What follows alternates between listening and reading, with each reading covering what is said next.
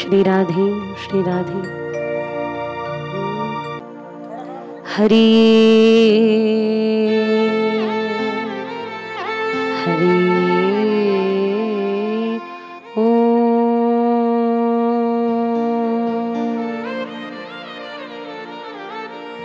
नमामि सद्गुरु शांतो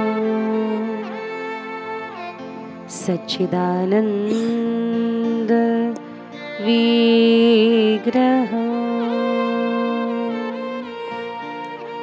पूर्ण ब्रह्म परानंद ईशमानंद वल्लभ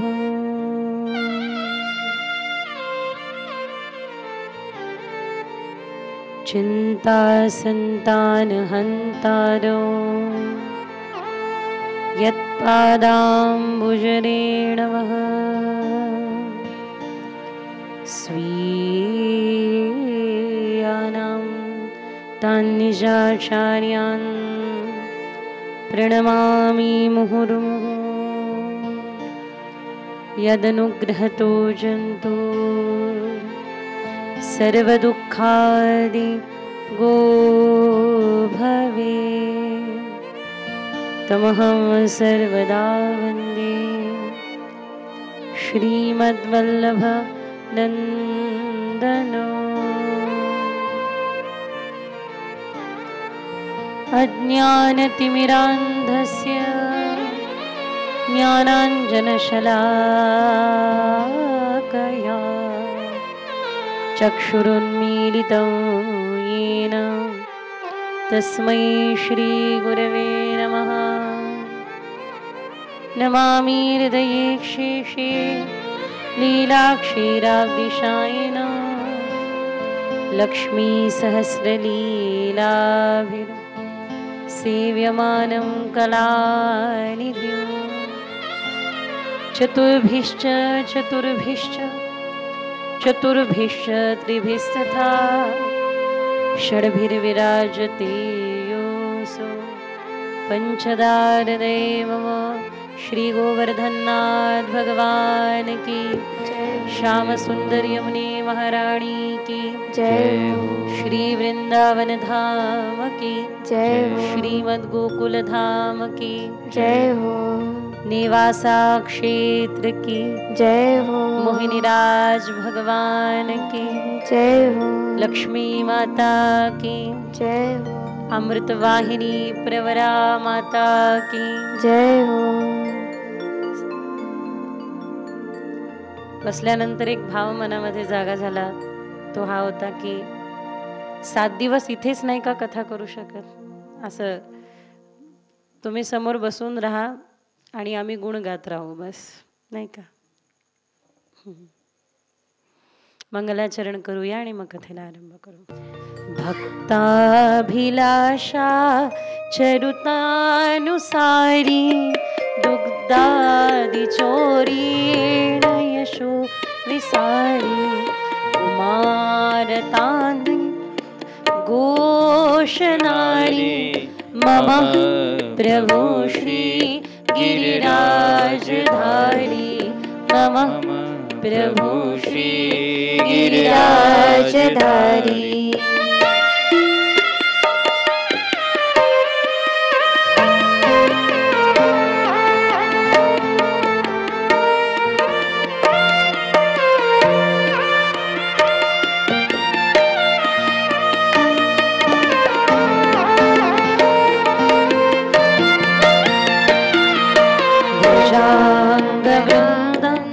सदा विहारी अंगै गुहागार तमोपहारी क्रीडारसाविशतमोभिसारी मम प्रभु श्री गिरिराजधारी मम प्रभु श्री गिरिराजधारी।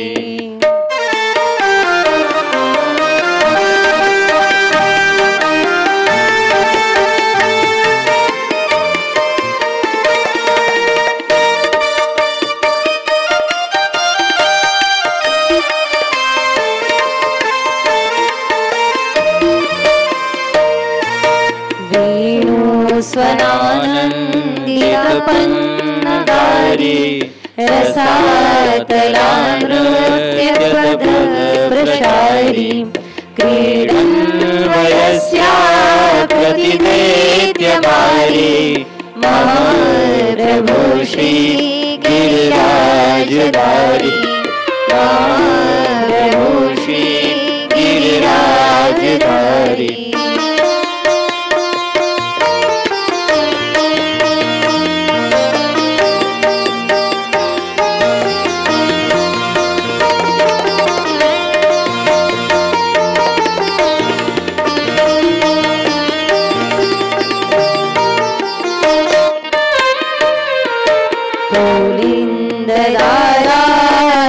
शंभरारी रमा सरोदारया प्रभारी गोवर्धने कंदवयोपहारी मम प्रभु श्री गिरिराजधारी मम प्रभु श्री गिरिराजधारी।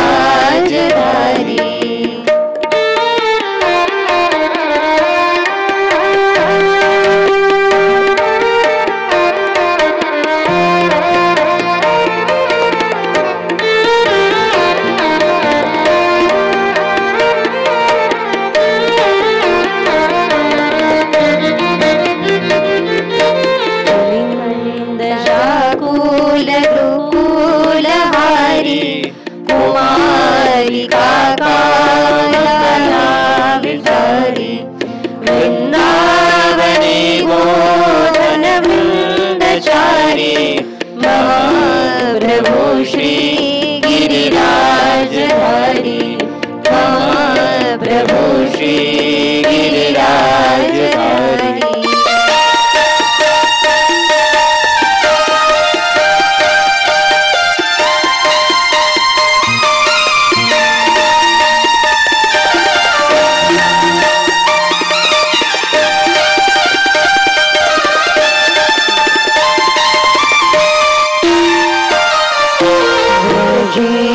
सर्वाधिक शर्मकारी महेंद्र गर्वाधिक गर्वहारी वृंदावने कंदवयोपहारी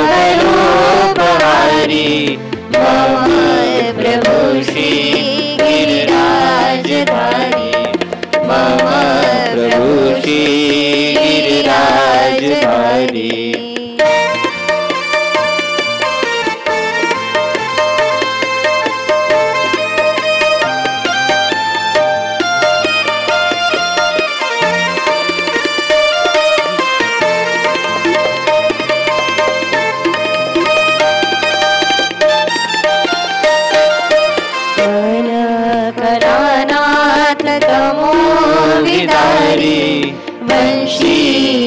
वंशीरवाकारी तत्कुमारी रासोत्सवोद्वेलरसातिसारी मम प्रभु श्री गिरिराजधारी मम प्रभु श्री गिरिराजधारी।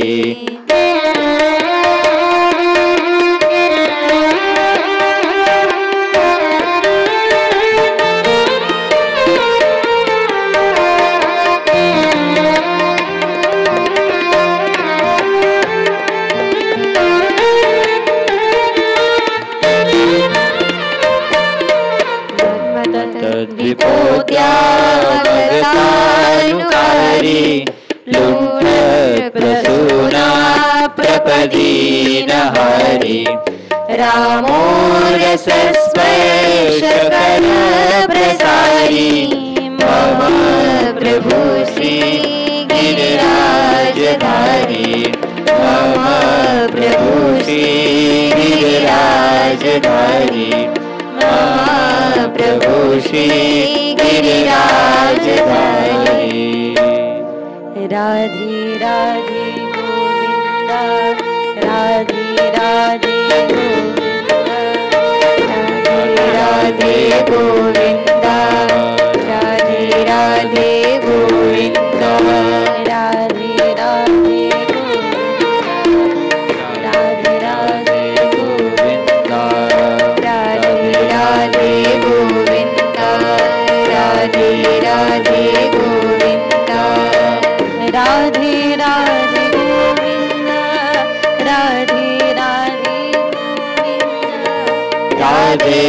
राधे गोविंद राधे राधे गोविंद राधे राधे गोविंद राधे राधे गोविंद राधे राधे गोविंद राधे राधे गोविंद मोहिनी राजा गोविंद राधे राधे गोविंद मोहिनी राजा गोविंद राधे राधे गोविंद राधे राधे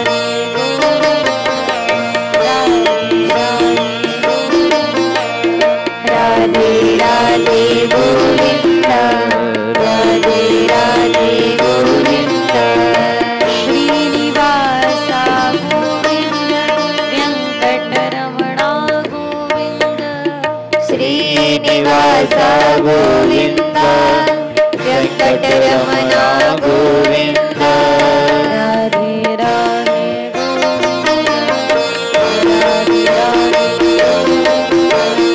राधे राधे गोविंद राधे राधे गोविंद मोहिनी राजा गोविंद श्रीनिवासा मोहिनी राजा गोविंद श्रीनिवासा गोविंद राधे राधे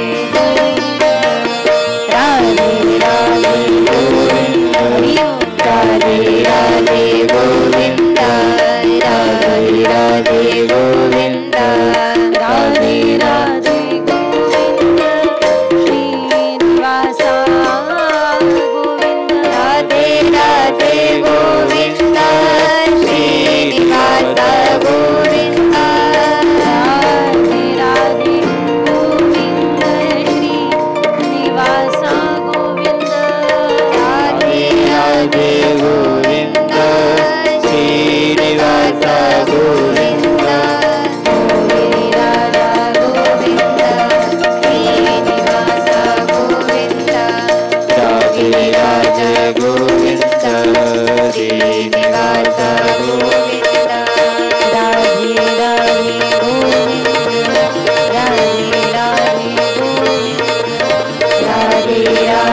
गोविंद राधे राधे गोविंद राधे राधे गोविंद राधे राधे गोविंद पहिल्या दिवसा मी देवाला म्हटलं, देवा हे खरंच अनुष्ठानात्मक कथा होणार आहे, फक्त 2 वाद्य आहे आणि आनंदाने शांत संथ कानावरती पडत आहे. नाही तर पहिल्या दिवसापासून मंगलाचरण होत नाही की आमच्याकडे चिठ्ठ्या येतात, नाचवा लोक नाचवा लोक नाचवा. म्हणत असते थांबा मीच नाचते. काय करता? भक्ताच्या इशाऱ्यावर देव नाचायला तयार आहे. नाथा घरी नाचे माझा सखा पांडुरंग. त्याच्यानंतर नाचता नाचता देवाचा नामदेव कीर्तन करी, पुढे देव नाचे पांडुरंग. अहो विचार करा, लोकांनी नाचावं विशेष नाही, कीर्तनात देवाने नाचावं. आणि खरंच महत्वपूर्ण हे की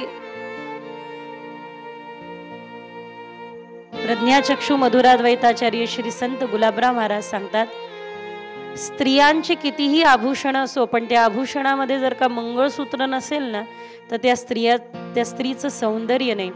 तसं अनेको ग्रंथ जरी असले तरी प्रज्ञाचक्षु मधुराद्वैताचार्य गुलाबराव महाराज आमचे मोठे महाराज म्हणतात की बाबा रे, भागवत ग्रंथ मंगळसूत्र आहे. सर्व ग्रंथांमध्ये भागवत ग्रंथ मंगळसूत्र आहे. आणि एक वेळ अशी येईल की या संपूर्ण विश्वाचा एकच धर्म असेल, तो म्हणजे भागवत धर्म. भागवत धर्म याचा अर्थ काय? धारयती इति धर्म, जो धारा प्रवाहाने चालत आला. तर भागवत धर्म म्हणजे भक्ताचा धर्म. आणि तो भक्ताचा धर्म काय? कर्म करावं आणि ते ईश्वरचरणी समर्पित करावं. कर्म करावं, ईश्वरचरणी समर्पित करावं, हा भागवत धर्म सांगतं. पुढे भक्त प्रल्हाद भागवत धर्म समजून सांगतील. आहा हा, छोटेसे प्रल्हाद आहे आणि आपल्या मित्रांना, आपल्या सोबतींना भागवत धर्म समजून सांगताय की बाबा रे, कर्म करा आणि ते समर्पित करा. चुकीच्या कर्माचा दोष लागणार नाही आणि चांगल्या केलेल्या कर्माचा अहंकार होणार नाही. अशा प्रकारे तुम्ही कसे व्हाल? जसे भगवंतानी अर्जुनाला सांगितलं, निस्त्रयी गुण्य भवा अर्जुन आशेवाल, सुंदर वाल, शुद्ध वाल, सात्विक वाल. बरोबर आहे ना? आपल्यातली मोहिनी प्रगट होते. कशी मोहिनी राज आपल्यातले प्रगट होतात? कसे प्रगट होतात? तर एक बघा, मी कायम सांगत असते की एखाद्याने भगवंताला प्राप्त केलं हे तो ओरडून ओरडून सांगत नाही की आम्ही तो पाहिला बरं का.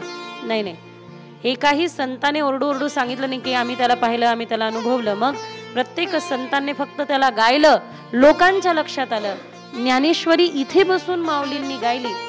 या ठिकाणी बसून नेवास्याला बसून तृप्त केलं भगवंतानी. खूप दिलं, भरभरून दिलं. रसमालयम मुहुरहो रसिका भुवी भावुका. खूप पाजलं, खूप पाजलं. तर एकदा ते भगवान श्री विष्णू आले या ठिकाणी देवतांना अमृत पाजण्याकरता. आणि त्यानंतर तो हा विष्णूचा अवतार सखा माझा ज्ञानेश्वर. मग परत एकदा माऊली इथेच बसले. माऊलींनी पण विचार केला, भाई देवता दैत्य आणि मनातल्या मनात भांडतच राहतील हे देव दैत्य. मनामध्ये पण निरंतर भांडण चाललंय. कधी वाटतं चांगलं करावं, कधी वाटतं दैवासुर संपत्ती वाचून पहा म्हणजे लक्षात येईल. हा हा अगदी ज्या वेळेला आपापसामध्ये ते भांडत आहे, मनामध्ये पण एक भांडण चालू आहे. हे देवता दैत्य भांडतच राहतात बिचारे.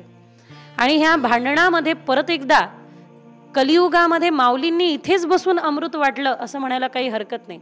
मनामध्ये चालू असलेलं द्वंद्व समाप्त केलं असं काही म्हणायला हरकत नाही. त्या ठिकाणी दुग्धम गीता अमृतम महत अशा त्या अमृताला माऊलींनी ज्ञानेश्वरीमध्ये परिवर्तित करून आपण सर्वांना ऐकवलं.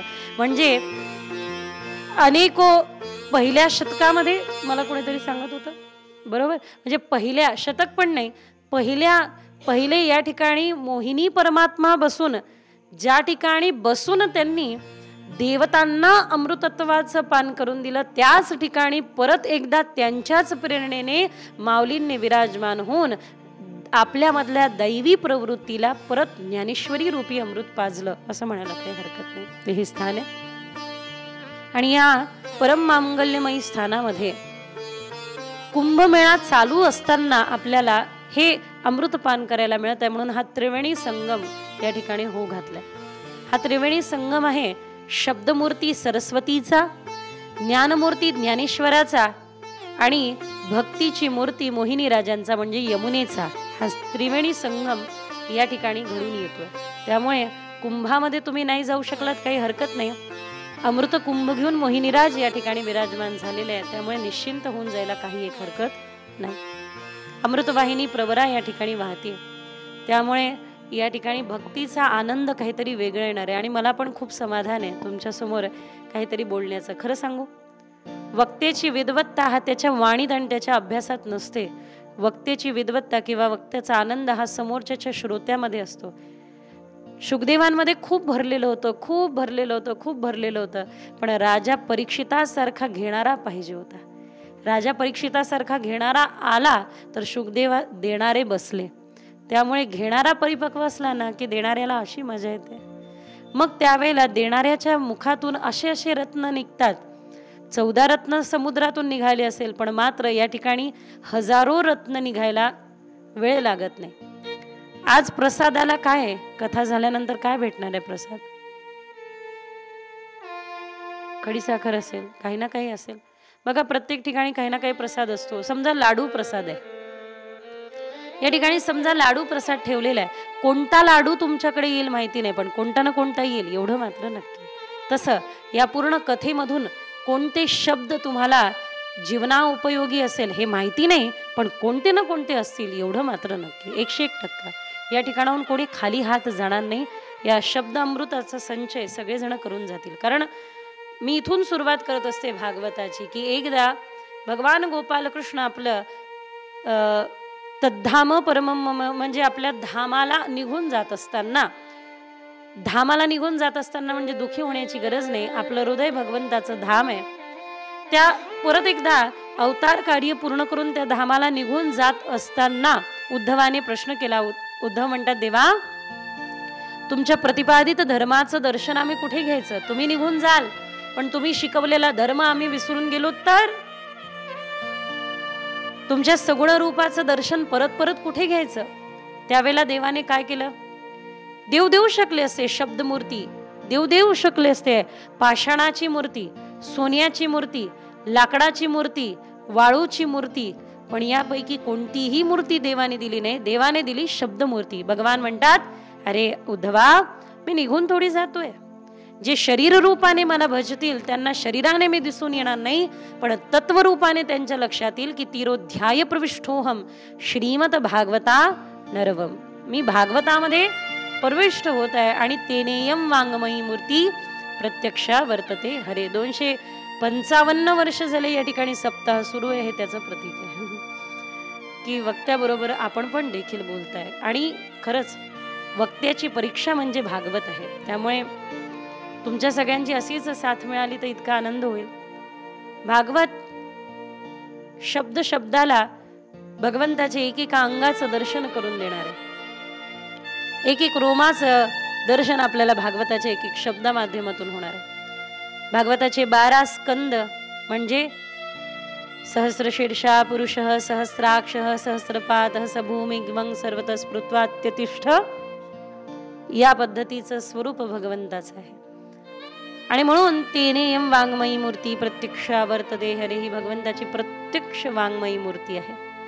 मंदिरामध्ये आल्यानंतर जसं पाषाणाच्या मूर्तीचं दर्शन होतही असेल कदाचित, पण या ठिकाणी आपल्याला शब्दमूर्तीचं दर्शन करून हृदयात साठून घ्यावा. कोंडी कोंडी भरिला देव असा करावा, अशा पद्धतीची ही भागवत चर्चा आहे. लगेच आपण पहिल्या चिंतनाकडे वळूया. भागवताचं एक महात्म्य तुम्ही सर्वांनी ऐकलं असेल, ज्याची सुरुवात होते सच्चिदानंद विश्वोत्पत्त्या तापत्रय विनाशाय श्रीकृष्णाय वयं नमः. भागवताच्या एका महात्म्याची सुरुवात जरी या ठिकाणाहून होते, पण भागवताचं अजून एक महात्म्य आहे, ज्या महात्म्यामध्ये भगवान गोपाल कृष्णाचे, लक्ष द्या थोड्या वेळाकरता, लगे आपण गोकर्ण महात्म्यावर येऊया. काय वेळ घालवणार नाही मी, पण तरी थोडं चिंतन ऐकू. तुम्ही एवढे चांगले मंडळी मिळाले म्हणून मला असं वाटतं की थोडंसं बोला. श्री सच्चिदानंद घनस्वरूपिणे कृष्णाय शांत सुखाभिर्वर्षिणे. आणि या ठिकाणी इथून आपल्या या भक्ती रसाचा आरंभ होत आहे. भागवताच्या या लौकिक नाही तर अलौकिक अशा स्कंद पुराणाच्या महात्म्यामध्ये वर्णन केलेलं आहे. स्कंद पुराण ज्या ठिकाणी वर्णन करण्यात येतं की व्रजम श्री माथुरे देशे स्वपौत्र हस्तिनापुरे, म्हणजे हस्तिनापुराचं राज्य राजा परीक्षितांकडे आहे, तर मथुरेचं राज्य हे भगवान गोपाल कृष्णाचे वंशज वज्रनाभजी यांच्याकडे. भगवान गोपाल कृष्णाचे वंशज वज्रनाभजी आणि श्रीकृष्ण पत्न्या त्या ठिकाणी आहे. भगवंताच्या 16,108 राण्यांपैकी 8 ज्या राण्या मुख्य आहे त्या निजधाम गमन करतात, पण मात्र भगवान श्रीकृष्ण पत्न्या त्या ठिकाणी राहतात. आणि थोडस चिंतन करू. ज्यावेळेला वज्रनाभ मथुरा नगरीमध्ये आहे त्यावेळेला त्या हस्तिनापूर क्षेत्रातून राजा परीक्षित त्यांना भेटण्याकरता येतात. आनंद होतो की अरे साक्षात राजा परीक्षित मला भेटण्याकरता आले. परमानंद होतो, कारण भगवान गोपाल कृष्णाने मातृगर्भामध्ये ज्यांचं सुरक्षा केली असे राजा परीक्षित माझ्या भेटी करता आलेले आहे. माझे वंशज श्रीकृष्ण असं वज्रनाभ यांची स्थिती. आल्यानंतर राजा परीक्षित म्हणतात तुम्ही आनंदाने राज्य करा. म्हणजे कोणावर राज्य करू? राज्य करण्यासाठी प्रजा तर पाहिजे ना. म्हणजे एक काम करा, सगळ्यात पहिले तुम्ही या ठिकाणी ही नगर वसवा. व्रजभूमी ही नष्ट झालेली आहे, त्या व्रजभूमीला पहिले तुम्ही वसवा आणि ते वसवल्यानंतर मग राज्य करा. म्हणजे ते करू, काही हरकत नाही, पण कुठे काय होतं हे कोण सांगेल? अहो व्रजभूमी आहे काय याचा परिचय कोण करून देईल? त्यावेळेला त्या ठिकाणी शांडिल्यांचं आगमन झालं. आणि शांडिल्य उवाच शृणुतम दत्त चित्तो मे रहस्यम व्रजभूमीच. मी आता व्रजभूमीजम अशा व्रजभूमीचं रहस्य तुम्हाला सांगतोय. आणि व्रजाचा अर्थ काय, व्रजभूमीचा अर्थ काय, लक्ष द्या. भौगोलिक स्थानाचं नाव व्रज नाहीये. या ठिकाणी कृष्ण चिंतन आपण करत असू तर व्रज इथे, कारण व्रज म्हणजे काय, एक स्थान म्हणजे व्रज नाहीये. शांडिल्य सांगतात व्रजनम व्याप्तिरुक्ता व्यापनाद व्रजोच्यते. की जे व्यापक आहे, भगवंताचे जे परिचय आहे, देवाचा जो परिचय तो व्रजभूमीचा परिचय. व्रज पण सच्चिदानंद घन आहे, व्रज पण सच्चित आनंदाची भूमी आहे. व्रज देखील व्यापक आहे, जसे परब्रह्म व्यापक आहे, अपरिच्छिन्न. त्या ठिकाणी कोणत्याही प्रकारची छिन्नता नाही, अभेद, व्यापक आनंदाचे हे लक्षण आहे. त्या पद्धतीचे जसे देव आहे तसं व्रज आहे. आणि या व्रजभूमीविषयी सांगितलं की एक काम करा, तुम्ही इथून जा आणि कुसुम सरोवर जे गोवर्धन गिरिराजावर आहे त्या कुसुम सरोवरावरती संकीर्तन करा. संकीर्तन केल्याने काय होईल तर भगवान गोपाल कृष्णाची उत्सव मूर्ती तिथे प्रगट होईल. जिथे जिथे संकीर्तन होतं तिथे तिथे उत्सव मूर्ती देवाची उद्धव जाऊन पोहोचतात. भगवान गोपाल कृष्णाच्या अनेको पत्नी आहेत. त्या पत्न्यांना ही जी यमुना महाराणी पत्नी आहे तिच्याकडे पाहून आश्चर्य होतं. का ग, आम्ही सगळे दुखी आहे, तू कशी काय आनंदी आहे? यमुनेला विचारलं. भगवंताच्या निजधाम गमनाने, देवाच्या विरहाने आम्ही दुखी आहो, पण तू का दुखी नाही, तू का आनंदित आहे? तुला देवाचा विरह होत नाही का? त्यावेळेला तिने सांगितलं की मला विरह करण्यासाठी वेळच नाहीये. काय? तस्या दास्य प्रभावेण विरहोस्मान न स्पृश्यते. मला विरह स्पर्श देखील करत नाही, कारण माझ्या हृदयामध्ये आत्मा रामस्य कृष्णस्य ध्रुवम आत्मास्ती राधिका. श्री राधा राणी बरोबर श्याम सुंदर माझ्या आत्म्यामध्ये सदा रममाण असतात, म्हणून मला कधी त्यांचा विरह होत नाही. जसे मोहिनीराज आणि आई लक्ष्मी बसलेले आहे तसं माझ्या हृदयाच्या आसनावरती, विनम्रतेच्या आसनावरती श्यामसुंदर आणि राधिका सदा विराजमान आहे.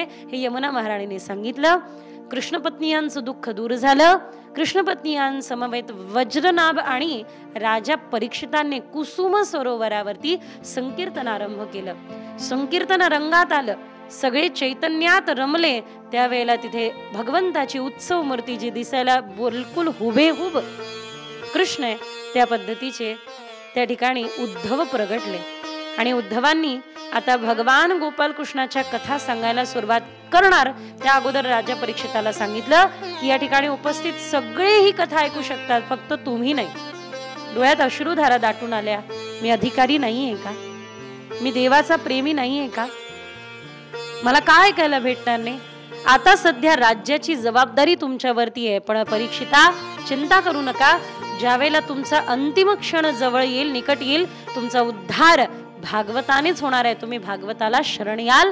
आता मात्र तुम्हाला जावं लागेल. तर वज्रनाभजींना उद्धवांनी सांगितलं की कुठे नंदीग्राम आहे, कुठे नंदभवन आहे, महावन कोणते, हे सगळं सांगितलं. आणि मला तुम्हाला सांगायला आनंद होईल की ज्या ठिकाणी माझ्या श्यामसुंदराने गोचरण लीला केली, ज्या ठिकाणी कमलकुंड आहे, अशा गोकुळातल्या मौनी बाबा आश्रमच्या अगदी जवळ राहणाऱ्या आम्ही गुरुकुलातून या ठिकाणी म्हणजे आमच्या आश्रमातून या ठिकाणी आलोय. याचा अर्थ एवढं मात्र नक्की आहे की त्या व्रजभूमीला, या मोहिनी राजांच्या भूमीमध्ये गाण्यासाठी आलेलो आहे. बस एवढंच, बाकी काय नाही. तर ही भूमी अत्यंत पवित्र आहे, पावन आहे. मी परत परत सांगेल की त्रिवेणी संगम या ठिकाणी आहे. त्यामुळे वृंदावनाचा जय जयकार करूया आणि ब्रजभूमीचा जय जयकार करून परत आपण आपल्या कथेकडे वळूया, ज्या ठिकाणी भगवान भक्तिदेवींचं दुःख दूर करून गोकर्ण महात्म्य सिद्ध करते. जास्त वेळ घेणार नाही, 1-2 मिनिटं फक्त ब्रजभूमीचा जय जयकार करू आणि सगळ्यांनी मिळून कथेकडे वळू.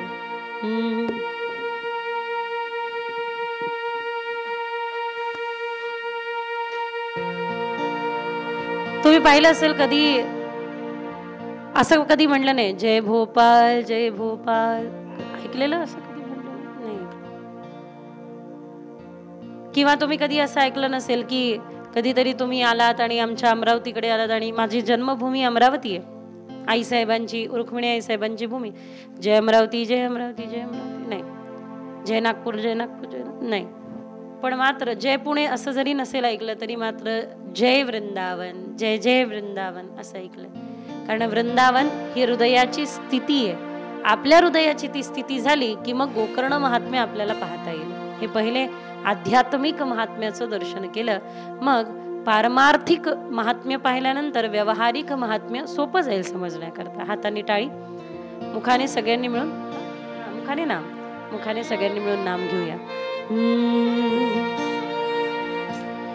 श्री राधे राधे गोविंद गोविंद राधे राधे गोविंद गोविंद राधे राधे राधे गोविंद गोविंद राधे राधे राधे गोविंद गोविंद राधे राधे राधे गोविंद गोविंद राधे राधे राधे गोविंद गोविंद राधे राधे राधे गोविंद गोविंद राधे राधे राधे गोविंद गोविंद राधे राधे राधे सगळ्यांनी का हाताने टाळी वाजवा. गोविंद राधे राधे राधे गोविंद गोविंद राधे राधे राधे गोविंद गोविंद राधे राधे राधे गोविंद गोविंद राधे राधे राधे गोविंद गोविंद राधे राधे राधे गोविंद गोविंद राधे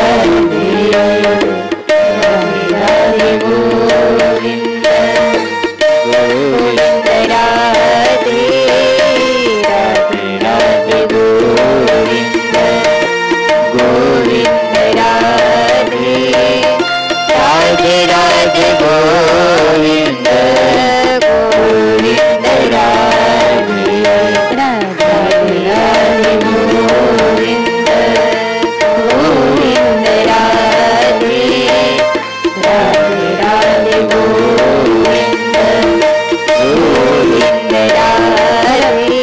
एक प्रश्न विचारायचा होता. हे तर आता आपण देवासमोर बसलोय, उद्या 2 वाजल्यापासून आपण कथेचा आनंद घेणार आहोत. पहिल्या दिवसा मी देवाला म्हटलं, देवा हे खरंच अनुष्ठानात्मक कथा होणार आहे, फक्त 2 वाद्य आहे आणि आनंदाने शांत संथ कानावरती पडत आहे. नाही तर पहिल्या दिवसापासून मंगलाचरण होत नाही की आमच्याकडे चिठ्ठ्या येतात, नाचवा लोक, नाचवा लोक, नाचवा. म्हणत असते थांबा मीच नाचते. काय करता? भक्ताच्या इशाऱ्यावर देव नाचायला तयार आहे. नाथा घरी नाचे माझा सखा पांडुरंग. त्याच्यानंतर नाचता नाचता देवाचा नामदेव कीर्तन करी, पुढे देव नाचे पांडुरंग. अहो विचार करा, लोकांनी नाचावं विशेष नाही, कीर्तनात देवाने नाचावं.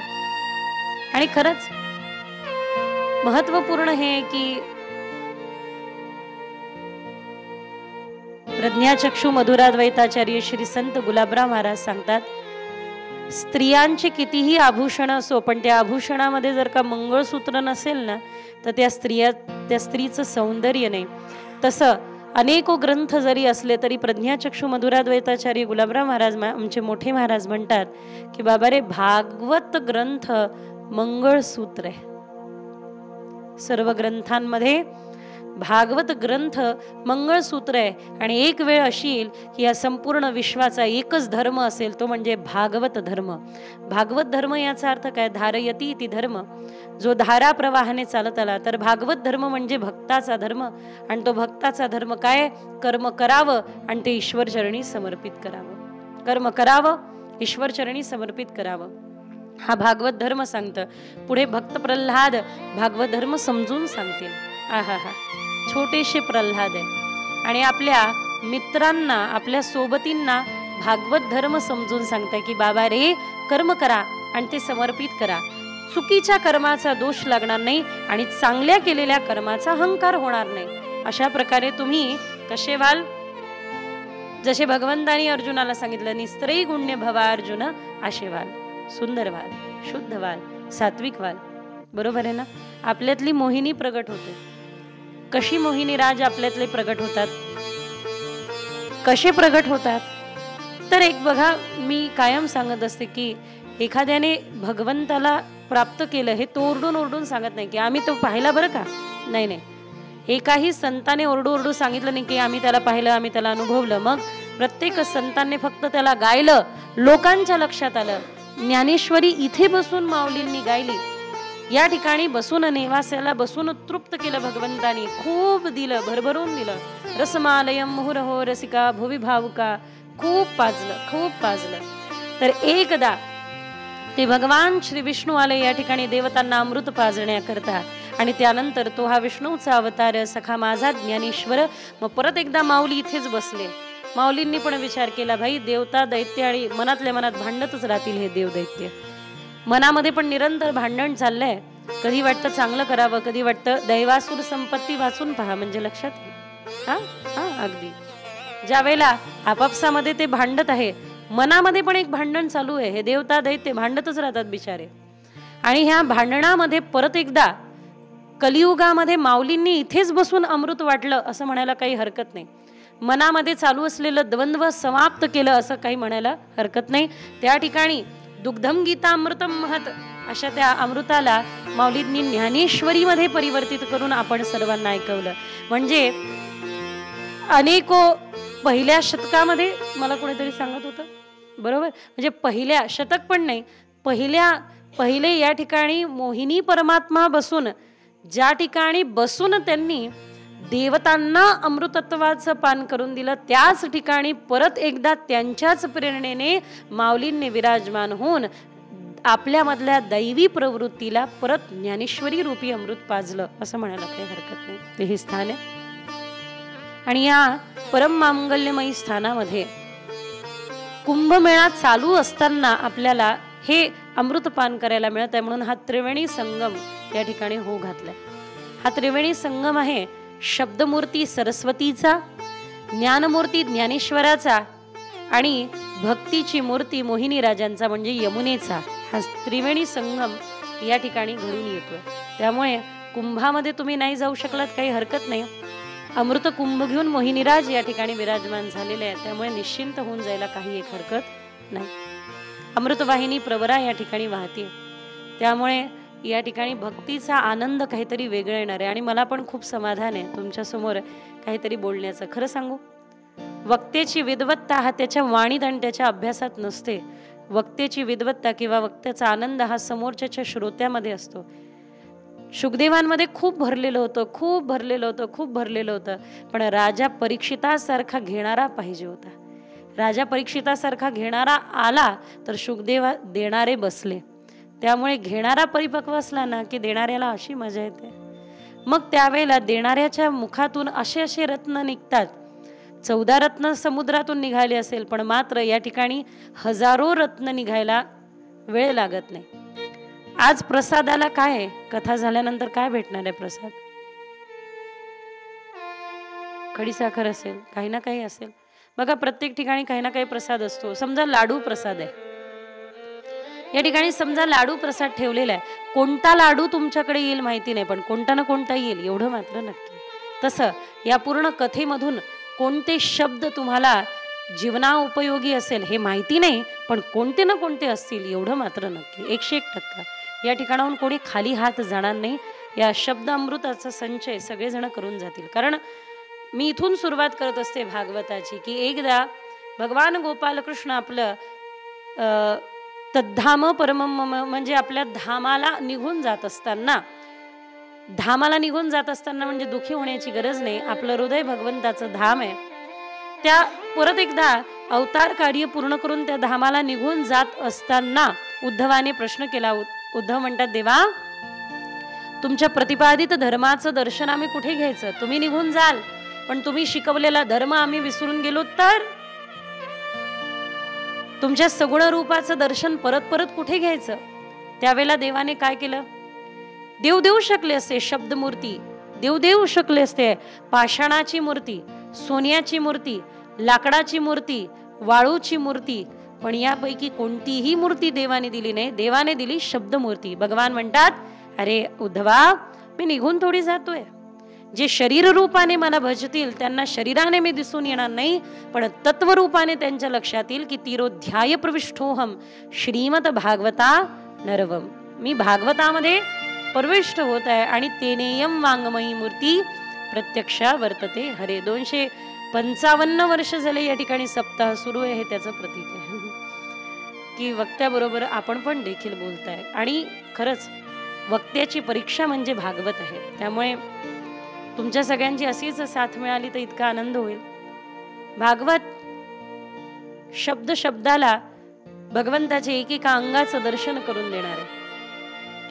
एक एक रोमाचं दर्शन आपल्याला भागवताच्या एक एक शब्दा माध्यमातून होणार आहे. भागवताचे 12 स्कंद म्हणजे सहस्रशीर्षा पुरुषः सहस्राक्षः सहस्रपादः स भूमिग्वं सर्वतः स्मृत्वात्यतिष्ठ, या पद्धतीचं स्वरूप भगवंताचं आहे.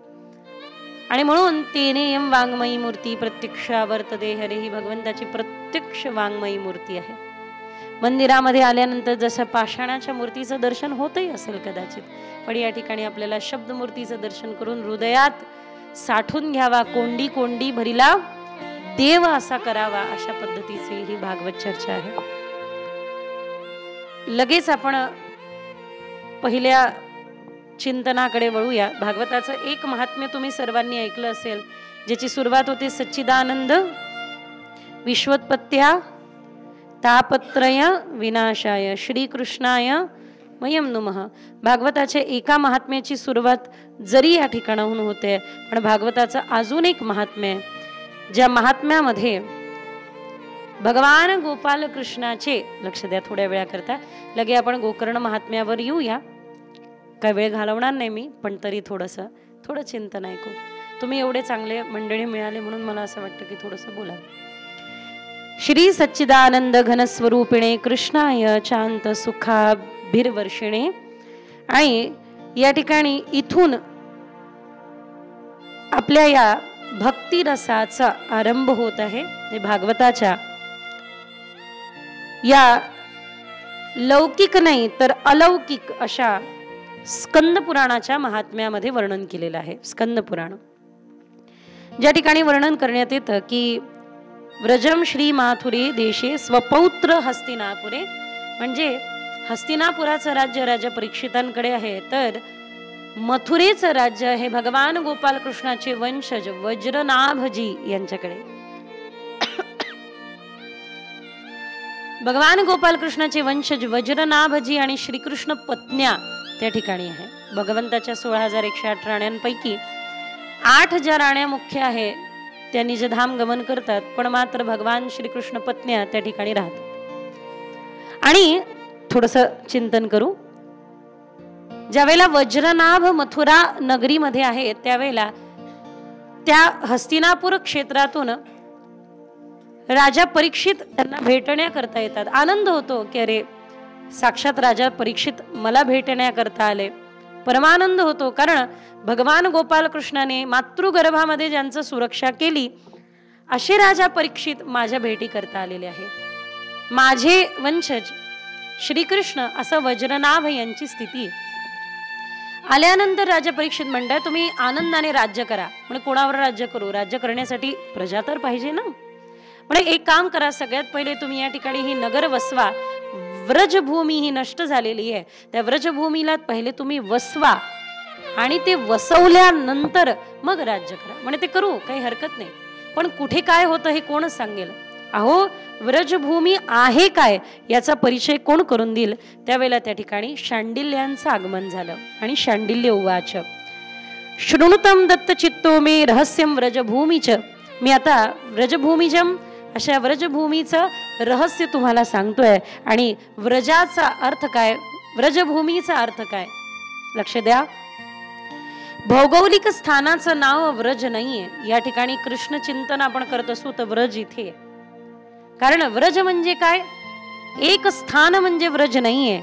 शांडिल्य सांगतात व्रजनम व्याप्तिरुक्ता व्यापनाद व्रज उच्यते. की जे व्यापक आहे, भगवंताचे जे परिचय आहे, देवाचा जो परिचय तो व्रजभूमीचा परिचय. व्रज पण सच्चिदानंद घन आहे, व्रज पण सच्चित आनंदाची भूमी आहे. व्रज देखील व्यापक आहे, जसे परब्रह्म व्यापक आहे, अपरिच्छिन्न, त्या ठिकाणी कोणत्याही प्रकारची छिन्नता नाही, अभेद, व्यापक आनंदाचे हे लक्षण आहे. त्या पद्धतीचे जसे देव आहे तसं व्रज आहे. आणि या व्रजभूमीविषयी सांगितलं की एक काम करा, तुम्ही इथून जा आणि कुसुम सरोवर जे गोवर्धन गिरिराजावर आहे त्या कुसुम सरोवरावरती संकीर्तन करा. संकीर्तन केल्याने काय होईल तर भगवान गोपाल कृष्णाची उत्सव मूर्ती तिथे प्रगट होईल. जिथे जिथे संकीर्तन होतं तिथे तिथे उत्सव मूर्ती देवाची उद्धव जाऊन पोहोचतात. भगवान गोपाल कृष्णाच्या अनेको पत्नी आहेत. त्या पत्न्यांना ही जी यमुना महाराणी पत्नी आहे तिच्याकडे पाहून आश्चर्य होतं. का ग, आम्ही सगळे दुखी आहे, तू कशी काय आनंदी आहे? यमुनेला विचारलं. भगवंताच्या निजधाम गमनाने, देवाच्या विरहाने आम्ही दुखी आहो, पण तू का दुखी नाही, तू का आनंदित आहे? तुला देवाचा विरह होत नाही का? त्यावेळेला तिने सांगितलं की मला विरह करण्यासाठी वेळच नाहीये. काय? तस्या दास्य प्रभावेण विरहोस्मान न स्पृश्यते. मला विरह स्पर्श देखील करत नाही, कारण माझ्या हृदयामध्ये आत्मा रामस्य कृष्णस्य ध्रुवम आत्मास्ती राधिका. श्री राधा राणी बरोबर श्याम सुंदर माझ्या आत्म्यामध्ये सदा रममाण असतात, म्हणून मला कधी त्यांचा विरह होत नाही. जसे मोहिनीराज आणि आई लक्ष्मी बसलेले आहे तसं माझ्या हृदयाच्या आसनावरती, विनम्रतेच्या आसनावरती श्यामसुंदर आणि राधिका सदा विराजमान आहे. हे यमुना महाराणीने सांगितलं. कृष्णपत्नीयांचं दुःख दूर झालं. कृष्णपत्नीयांसमवेत वज्रनाभ आणि राजा परीक्षितांनी कुसुम सरोवरावरती संकीर्तन आरंभ केलं. संकीर्तन रंगात आलं, सगळे चैतन्यात रमले. त्यावेळेला तिथे भगवंताची उत्सव मूर्ती जी दिसायला बिलकुल हुबेहूब कृष्ण आहे त्या पद्धतीचे त्या ठिकाणी उद्धव प्रगटले. आणि उद्धवांनी आता भगवान गोपाल कृष्णाच्या कथा सांगायला सुरुवात करणार. त्या अगोदर राजा परीक्षिताला सांगितलं की या ठिकाणी उपस्थित सगळे ही कथा ऐकू शकतात, फक्त तुम्ही नाही. डोळ्यात अश्रुधारा दाटून आल्या. मी अधिकारी नाहीये का? मी देवाचा प्रेमी नाहीये का? मला काय ऐकायला भेटणार नाही? आता सध्या राज्याची जबाबदारी तुमच्यावरती आहे, पण परीक्षिता चिंता करू नका. ज्यावेळेला तुमचा अंतिम क्षण जवळ येईल, निकट येईल, तुमचा उद्धार भागवतानेच होणार आहे. तुम्ही भागवताला शरण याल. आता मात्र तुम्हाला जावं लागेल. तर वज्रनाभजींना उद्धवांनी सांगितलं की कुठे नंदीग्राम आहे, कुठे नंदभवन आहे, महावन कोणते, हे सगळं सांगितलं. आणि मला तुम्हाला सांगायला आनंद होईल की ज्या ठिकाणी माझ्या श्यामसुंदराने गोचरण लीला केली, ज्या ठिकाणी कमलकुंड आहे, अशा गोकुळातल्या मौनी बाबा आश्रमच्या अगदी जवळ राहणाऱ्या आम्ही गुरुकुलातून या ठिकाणी म्हणजे आमच्या आश्रमातून या ठिकाणी आलोय. याचा अर्थ एवढं मात्र नक्की आहे की त्या व्रजभूमीला, या मोहिनी राजांच्या भूमीमध्ये गाण्यासाठी आलेलो आहे. बस एवढंच, बाकी काय नाही. तर ही भूमी अत्यंत पवित्र आहे, पावन आहे. मी परत परत सांगेल की त्रिवेणी संगम या ठिकाणी आहे. त्यामुळे वृंदावनाचा जय जयकार करूया आणि ब्रजभूमीचा जय जयकार करून परत आपण आपल्या कथेकडे वळूया, ज्या ठिकाणी भगवान भक्तिदेवींचं दुःख दूर करून गोकर्ण महात्म्य सिद्ध करताय. जास्त वेळ घेणार नाही, 1-2 मिनिटं फक्त ब्रजभूमीचा जय जयकार करू आणि सगळ्यांनी मिळून कथेकडे वळू.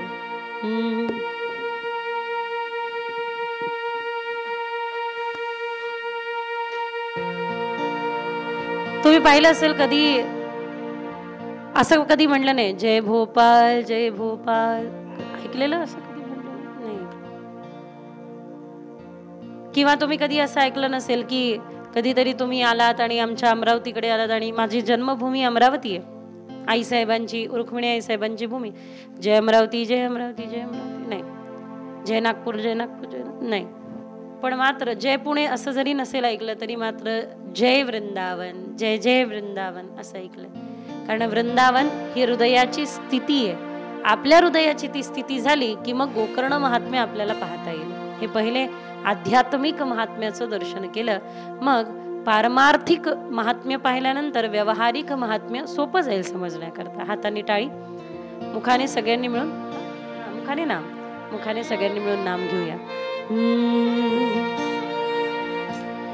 श्री राधे राधे गोविंद गोविंद राधे राधे गोविंद गोविंद राधे राधे राधे गोविंद गोविंद राधे राधे राधे गोविंद गोविंद राधे राधे राधे गोविंद गोविंद राधे राधे राधे गोविंद गोविंद राधे राधे राधे गोविंद गोविंद राधे राधे राधे गोविंद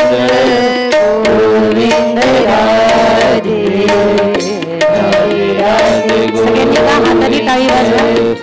गोविंद राधे राधे राधे गोविंद गोविंद राधे राधे राधे गोविंद गोविंद राधे राधे राधे गोविंद गोविंद राधे राधे राधे गोविंद गोविंद राधे राधे राधे गोविंद गोविंद राधे राधे गोविंद गोविंद राधे राधे राधे गोविंद गोविंद राधे राधे राधे गोविंद गोविंद राधे राधे राधे गोविंद गोविंद राधे राधे राधे गोविंद गोविंद राधे. एक प्रश्न विचारायचा होता. हे तर आता आपण देवासमोर बसलोय, उद्या 2 वाजल्यापासून आपण कथेचा आनंद घेणार आहोत. पण एक प्रश्न असा होता की ओढून ताणून म्हणजे मग माझ्या डोक्यावरती ते प्रेशर नाही राहणार. तुम्ही हसवतच नाही. कुठे कुठे फार अवघड होऊन जातं. कुठे कुठे वक्त्याला सांगितल्या जात नाही, मग वक्त्याच्या पुढे टायटल दिल्या जातं काय, विनोदाचार्य. कलंक आहे. म्हणजे तो शब्द आमच्या समोर लागलेला. कुठे कुठे लिहिल्या जातं की तुफान विनोदी कार्यक्रम, कीर्तन पण नाही, कार्यक्रम. तर जर का मला थोडं स्वतंत्रता दिली ना, तर हे ते काळजी करू नका, तुम्ही बसून राहणार, मला माहिती आहे, गॅरंटी आहे. त्यामुळे मध्ये मध्ये हसवायला वेळ लागत नाही आणि हसवण्याकरता विनाकारण ओढून ताणून ते विनोद सांगण्याची गरज पण नाही. शुद्ध चिंतन करूया, मला पण आनंद होईल, तुम्हाला पण आनंद होईल, एवढं मात्र नक्की. बरोबर ना? हो म्हणा, नाही तर नाही म्हणा, पण एक काहीतरी म्हणा. याला हो म्हणतात, याला नाही म्हणतात. हे काय गारिंग लोटांगण बंदिना चरण. मग पुढे पण म्हणा, डोळ्याने पाहिन रूप तुझे, तुझे रूप पाहिन. आणि डोळे तुम्ही घ्या सुख, पहा विठ्ठलाचे मुख. काय बरं, आता 2 मिनिटं विचार करा. एखाद्या पुरुषाला साडी नेसावायला लावली तर साडी नेसायला बाई आम्ही, त्याला हातात बांगड्या दिल्या, बांगड्या मी बांगड्या घालणारे दिसतो. नाक टोचायला पण हिंमत पाहिजे म्हटलं. पुरुष मंडळींना नाक टोचायला नेलं ना, 2 तास रडत बसतील. महिला आनंद, मी का बोलते हे सगळं, म्हणजे मी लौकिक बोलत नाहीये, मला काहीतरी विशेष सांगायचंय म्हणूनच. नाक टोचायला नेलं ना, 2 तास रडत बसतील. का पुरुष मंडळी रडत बसतील? कारण हे बघा, मानसिक कितीही वेदना सहन करतील, पण शारीरिक वेदना ह्या थोड्याशा अवघड असतात सहन करणं. महिला तर आनंदाने इकडे तिकडे तिकडे तिकडे टोचून येतात. पुरुष मंडळी का रडतील? कारण ते सोपं नसतं महाराज, फार दुखतं. तुम्हालाही त्याची कल्पना आहे. बरं, एखाद्या पुरुषाला म्हटलं की भाऊ हे सगळं ठीक आहे, पण थोडस पायामध्ये जरा पैंजण घालत जा रे, जरा गोड दिसते. पुरुष आहे मी, स्त्री थोडी. विचार करा, त्या देवाला रोज साडी चोळी, नाकात नथ, पायात पैंजण, एका बाजूला पितांबर, एका बाजूला नऊवार. अरे वा देवा, तूच कराव बाबा, तुझ्याच कडनं होतंय. ते नाही का नामदेवराय म्हणते पांडुरंगाला, देवा तू जा घरी, जा दिवाळी आलीये, घरी जा, आई वाट पाहतीये. पांडुरंगाला जबरदस्ती, देवा जा बरं, तुला जायलाच लागेल, दिवाळी आलीये, घरी जायलाच लागेल. म्हणे जातो खरं, इथे कोण उभं राहील नामा? नामदेवराय म्हणले मी उभं राहतो ना, काय एवढंच तर उभं राहायचं, फक्त असंच तर करायचंय. नामदेवरायांना म्हणले पहा बरं, असंच उभं राहायचं. हो, कोणी काय म्हणेल का त्याला उत्तर द्यायचं नाही? नाही देणार उत्तर. कोणी काय बोललं तरी काही बोलायचं नाही, नाही बोलणार. हलायचं नाही, नामा हलणार नाही. डोलायचं नाही, नाही नाही नाही देवा, डोलणार पण नाही. झोपायचं नाही नामा, नाही नाही देवा, झोप कशाची येते, मी उभं राहीन ना. असं नामदेवरायांनी पाठवलं देवाला घरी. उभं राहिलं ना नामदेवराय असे. उभे राहिल्यानंतर तुम्ही काय कमी आहे का? साधारण नाही आहे तुम्ही. महादेवाला साखरेचा नैवेद्य जर का खाऊ घालायला गेलात ना, तर तुम्ही त्याच्यावरतीच ठेवता. इकडे तिकडे पाहता, ती 10 रुपयाची वाटी पण तुम्हाला मंदिरात सोडून जावीशी वाटत नाही. अरे चुकून एखादी वाटी राहिली ना, तर रात्रभर झोप लागत नाही. मंदिरात वाटी आहे, मंदिरात वाटी, रात्रभर झोप लागत नाही, नाही का? तर तुम्ही काय करता, त्या महादेवाच्या बरोबर त्याच्या अंगावरती साखर ठेवता, तिथंच पाणी फिरवता. जयरामजी, सध्या हे जे चाललंय ना, 1 लोटा जल सब समस्या का हल, पूर्ण महादेव माझ्या रोज स्वप्नात येऊ लागले आणि सांगू लागले. थंडीच्या दिवसात तरी 4, 5, 6 नंतर, सूर्योदय झाल्यानंतर महिलांना सांगत जा म्हणे, कथा वक्ता तुम्ही थंडीच्या दिवसात 5-6 नंतर सांगत जा डोक्यावरती पाणी ओतायला. विनोदाचा भाव वगळला. तर आमची एका ठिकाणी कथा झाली आणि ते दादा तिथले जरा आहत असतील बिचारे, मला म्हणू लागले, नाही ताई, विदर्भातले होते बिचारे. आमच्या विदर्भात वराडी भाषा जास्त बोलल्या जाते. मले म्हणे ताई मला एक गोष्ट समजलीच नाही. म्हटलं काय दादा सांगा, मी समजावून सांगते. म्हणे नाही नाही, या ज्या महिला सकाळी सकाळी उठते तर महादेवाच्या डोक्यावर पाणी टाकायला जाते, ते बिचारे सामान्य भाव, भोळे भाव, असं काय मनामध्ये काही नाही. तर महादेवाच्या डोक्यावर पाणी टाकायला जाते. म्हणे एकदा विचाराच म्हणे त्यांना की तिकडं जाऊन महादेवावरती एवढं पाणी टाकलं, घरच्या महादेवावर किती पाणी टाकलं, विचारा म्हणे एकदा. तेवढं विनोदाचा भाव परत एकदा वगळला. तर सांगण्याचं फक्त एवढं आहे की भावग्राही जनार्दन. अर्थातच देव आपल्या प्रेमाला कसं ग्रहण करत असेल त्याचं त्याला माहिती. नामदेवराय उभे झाले होते खरं, पण समोरच्याने एक साखर ठेवली, साखरेला मुंग्या लागल्या, मुंग्या पायावरती चढू लागल्या. नामदेवरायला सांगून गेले होते, हालायचं नाही, तटस्थ उभं राहायचं. कुटस्थ असं तटस्थ उभं राहायचं. बरं म्हणे ठीक आहे. थोड्या वेळानंतर बरेच लोक येऊ गेले, दुःख सांगून राहिले, कोणी आनंद सांगून राहिलं, पण काहीच प्रतिक्रिया द्यायची नाही. म्हणजे कमाल आहे बाबा. आल्यानंतर नामदेवराय म्हणतात, देवा तुलाच जमतं, हे कोणाला दुसऱ्याला जमणं शक्य नाही. म्हणून हे जे मोहिनी स्वरूप आहे ते फक्त तुम्हाला जमतं बाबा. काही असो, पण गोजीरवाण आहे, अद्भुत आहे, गोड आहे. देव असं रूप घेतात की ज्याने आपलं मन मोहित होईल. आणि हे एकदा का मन मोहित झालं नाही, हे मन चंचल आहे, अतिशय चंचल आहे. पण या मनाला ज्या ठिकाणी आपल्याला बांधून ठेवायचं आहे ना, ते समोर विराजमान आहे. काय? सबते ममता ताग बटोरी.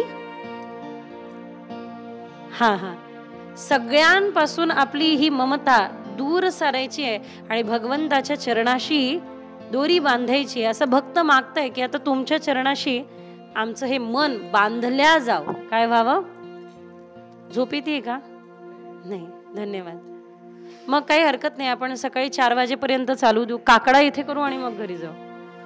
गोपाल कृष्ण भगवान की सच्चिदानंद रूपाय विश्वोत्पत्त्यादि हेतवे तापत्रय विनाशाय श्रीकृष्णाय वयं नमः. सत म्हणजे ते आहे, चित म्हणजे चैतन्य रूप आहे आणि आनंद पण आहे. गणितानंद नाहीये, लोक म्हणतात सुखाला विरोधार्थी शब्द आहे दुःख, पण आनंदाला विरोधार्थी शब्द नाही आहे. तुम्ही अभ्यासला नाही, हा तुमचा दोष. गणितानंद, अक्षर ब्रह्मापर्यंत गणितानंद सांगितलेला आहे आणि परब्रह्म तिथे गणितानंद नाही, पूर्णानंद आहे. आणि ही पूर्णानंदाची चर्चा आहे.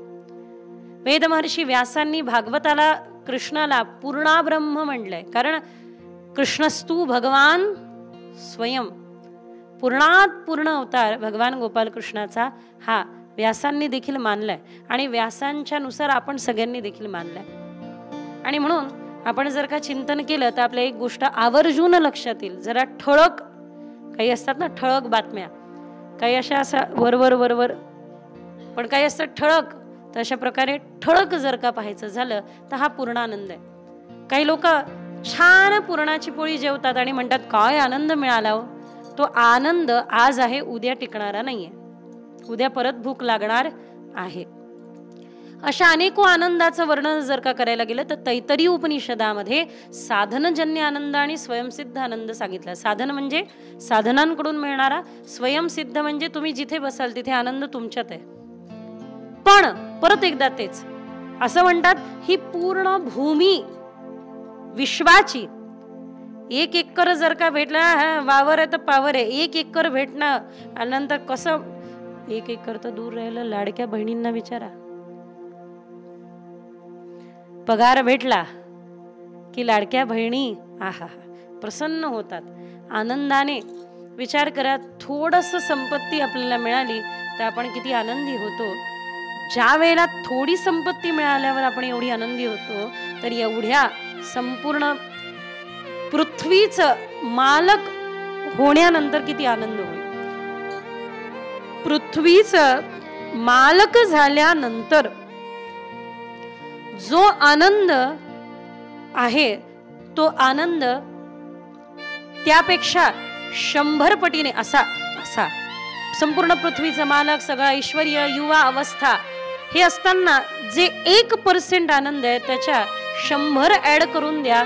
तो एका, मग ते गणितानंद सुरू होतो. पहिले इंद्राचा, पित्राचा, गंधर्वाचा, इंद्राचा, ब्रह्मदेवाचा आणि पूर्ण ब्रह्माचा आनंद हा 100,000 पटीने वाढत जातो. विचार करा, तो पूर्ण ब्रह्माचा आनंद काय असेल. आणि तो आनंद दुसरा कोणी नाही तर आनंद हा गोविंद आहे, ज्याची कथा आपण पुढे घेऊन बसलोय. म्हणून धर्म प्रोजित कैतपुत्र परमो निरमत्सराणाम सताम, याची ही कथा आहे, ज्याचं आपण वर्णन उद्या निवांत ऐकणार आहोत. म्हणून यम प्रव्रजंत, पहिले आचार्यांचं वर्णन आणि मग भागवताची सुरुवात. तर सच्चिदानंद रूपाय विश्व उत्पत्ती आदी हेतवे, या विश्वाच्या उत्पत्तीचं सामर्थ्य तुमच्याकडे, पण तुमच्या सामर्थ्यापेक्षा यानंतर जे सांगितलं जातं त्याला आम्ही वंदना करतो. तो म्हणजे तुमचा स्वभाव. तुमचं सामर्थ्य भरपूर आहे, आम्हाला माहिती आहे, पण खरं सांगू, तुमच्या ऐश्वर्यापेक्षा तुमच्या माधुर्यावर आमची प्रीती जास्त आहे, कारण आम्ही मोहिनी राजांचे आहोत. ऐश्वर्य पाहायचंय, अर्थातच भगवंताचं ऐश्वर्य पाहिल्यानंतरच माधुर्य लक्षात येणार आहे. मी आमच्या भट्टजींच्या हवेलीमध्ये वृंदावनामध्ये जनार्दन भट्टजी एक आमचे अत्यंत विद्वान सध्या विभूती आहे वृंदावनाचे. तर मी त्यांना एक प्रश्न केला की बाबा, म्हणजे हे महाराजजी जय जय, की माझं मन ना भगवंताच्या ऐश्वर्य लीलेपेक्षा माधुर्य लीलेकडे जास्त आकर्षित होतं. तर त्यांनी इतकं सुंदर उत्तर दिलं कि अगर तुम ऐश्वर्य लीला नहीं देखोगे तो हो सकता है आपकी मन में नायक नायिका का भाव निर्माण हो जाए. राधे विषय आणि भगवान गोपाल कृष्णाविषयी आज जो लोकांना फक्त एक नायक आणि नायिका असं वाटतं, त्याचं कारणच हे आहे की देवाची ऐश्वर्य लीला आपण पाहिली नाही. आणि देवाची ऐश्वर्य लीला काय आहे? विश्वोत्पत्त्यादी हेतवे, ही भगवंताची ऐश्वर्य लीला आहे. भगवंताची ऐश्वर्य लीला काय आहे? विभूती योग वाचा, तुमच्या लक्षात येईल. पार्थ म्हणे देवादिदेवा, या सगळं तुझ्या मावा, मागे सांगितली या विभूतींच्या ठेवा, म्या व्यापिलिया म्हणून या, आता सांगसी हे ज्ञान, परिसुख दुःख तुझ पासून, भोगता राम म्हणून, हे सत्य की मिथ्या. भगवान उत्तर देतात, अरे पार्थ, मी हुता क्षणरूप असे की ब्राह्मणांचे मुखी वेद बसे आणि पार्था परियसे गोमुखी जाणपा. भगवंताचं ऐश्वर्य पहा काय आहे. आ हा हा एवढं ऐश्वर्य आहे. एक छोटासा उदाहरण. भगवान गोपाल कृष्णाला यशोदा मैयाने सांगितलं कान्हा ये ये ये लाला ये. तर कन्हैया पैंजण पायामध्ये घातलेली आहे आणि छोट्या छोट्या पावलांनी एक एक पाऊल टाकताय देव. छोटीशी देव आहे. सफरचंदासारखी गोलमटोर गाल आहे, काकडीसारखं लांब लांब नाक आहे, गुलाबाच्या पाकळ्यासारखे गुलाबी गुलाबी ओठ आहे आणि देव चालून पाहत आहे. अच्छा ते चालता चालता उंबरठा, पहिले उमरे मोठे होते म्हणून मर्यादा पण होते, आज उमरीच नाही. बाकी समजून घ्या काय म्हणायचंय. उंबरठा मोठा होता. यशोदा मैयाने त्यावर लालाला उभं केलं आणि उभं करून बाजूला झाल्या आणि देवाला म्हणतात चल उतर कान्हा उतर. आणि काय पाहताय देव. देवाने एक पाय खाली टाकला आणि एक पाय खाली टाकल्यानंतर पाहिलं की पाय खाली लागतच नाहीये, जमीनच नाहीये. जमीन गेली की काय. देव रडू लागले. उमऱ्याला पकडून उभे झाले, म्हणजे दरवाजाला पकडून उमऱ्यावरती उभे झाले आणि रडू लागले की मैया अगं ये मला उतरव, मैया उतरव, खालची जमीन गायब झाली, ये मला उतरव असं म्हणून जोरजोरात कन्हैया रडताय. ही लीला राजा बली पाहताय आणि हसताय. वारे वा छलिया. क्षितिनापी त्रिलोकीनाथने बली छल दियो पाताल. क्षितिनापी त्रिलोकीनाथने बली छल दियो पाताल. अनाज देहली उलंग सकत नाही नंद के द्वार. त्या दिवशी माझ्या दारावरती वामन बनून आला रे आणि त्यावेळेला 3 पावलामध्ये संपूर्ण क्षिती तर दूर राहिलं. एक लोक एक पावलात, दुसरं लोक तिसरं लोक तिसऱ्या पावलात, एवढं सगळं तू मोजून घेतलं. विचार करा. आणि तो काय करत आहे. त्याचं ऐश्वर्य पाहावं लागणार, म्हणजे माधुर्य कळणार की ज्याचं ऐश्वर्य हे आहे की क्षितिनापी त्रिलोकीनाथने बली छल दियो पाताल. आणि आज तो मैयाच्या घरी उंबरठा ओलांडू शकत नाहीये आणि उंबरठ्यावर उभा आणि मैयाला म्हणते मैया ये ना ग, मला कडेवर घे ना ग, हा उंबरठा ओलांडून दे ना ग. भगवंताचं जे ऐश्वर्य आहे त्या ऐश्वर्या पुढे त्याचं माधुर्य गोड वाटतं. 3 पेड़ भूमि जाने बलि लियो छल. 3 पेड़ भूमि जाने बलि लियो छल. चौखट न लांघी जावे रहो है बचलू. यहाँ चौखट न लांघी जावे रहो है मचल. जाने खम्बुदियो फार, जाने खम्बुदियो फार.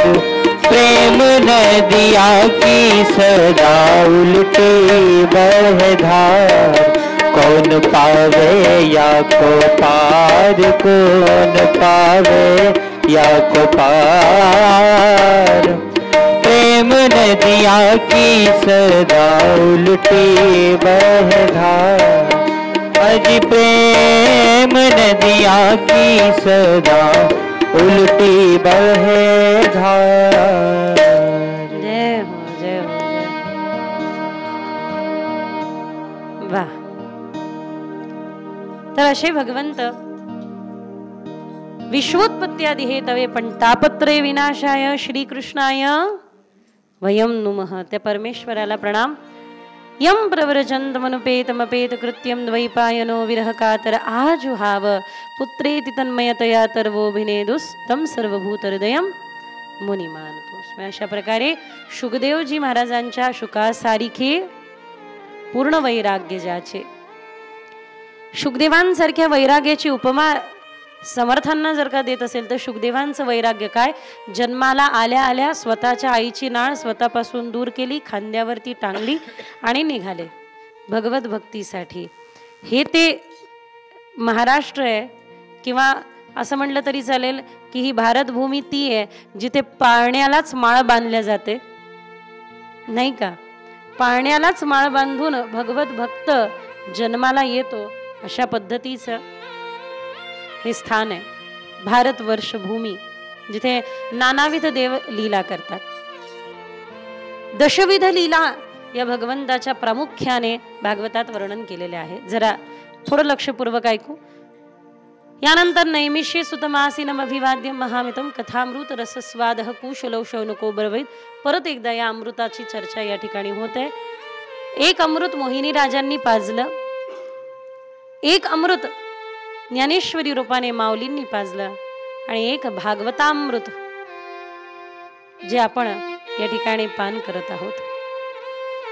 वेदमहर्षी व्यासांनी वर्णन करत असताना सांगताय की सुरुवातीला भागवत वर्णन महात्म्यामध्ये करताय की नैमिषे सुतमासीन, नैमिष क्षेत्रामध्ये, निमिष क्षेत्रामध्ये ज्या ठिकाणी ब्रह्माजींच्या रथाचं चाक थांबलं, मनोमय चक्र थांबलं की कथा आहे. मनमय चक्र सुरू राहील तोपर्यंत व्यथा आहे, नाही का?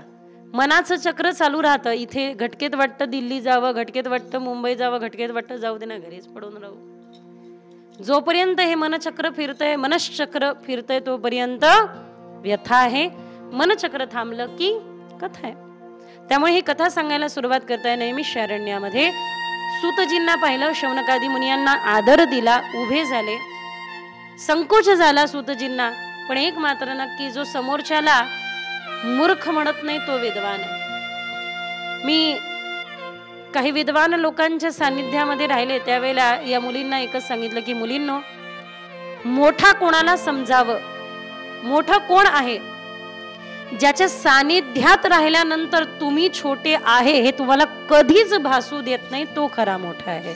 ज्याच्या सानिध्यात आल्यानंतर तुम्ही पण छोटे, तुम्ही पण छोटे नाही, मोठे पण देता आलं पाहिजे, समोरच्याला मोठं करता आलं पाहिजे. काय हरकत?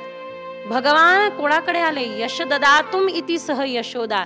दुसऱ्याला यश देणाऱ्याकडे भगवान आलेले आहे, यशोदेकडे आलेले आहे. दुसऱ्याला यश देता आलं पाहिजे. खरंय की खोटंय?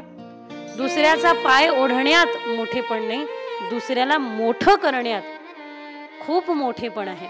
आपल्यासारखे दुसऱ्यांना मोठे करा, जे जे आपणासी ठावे.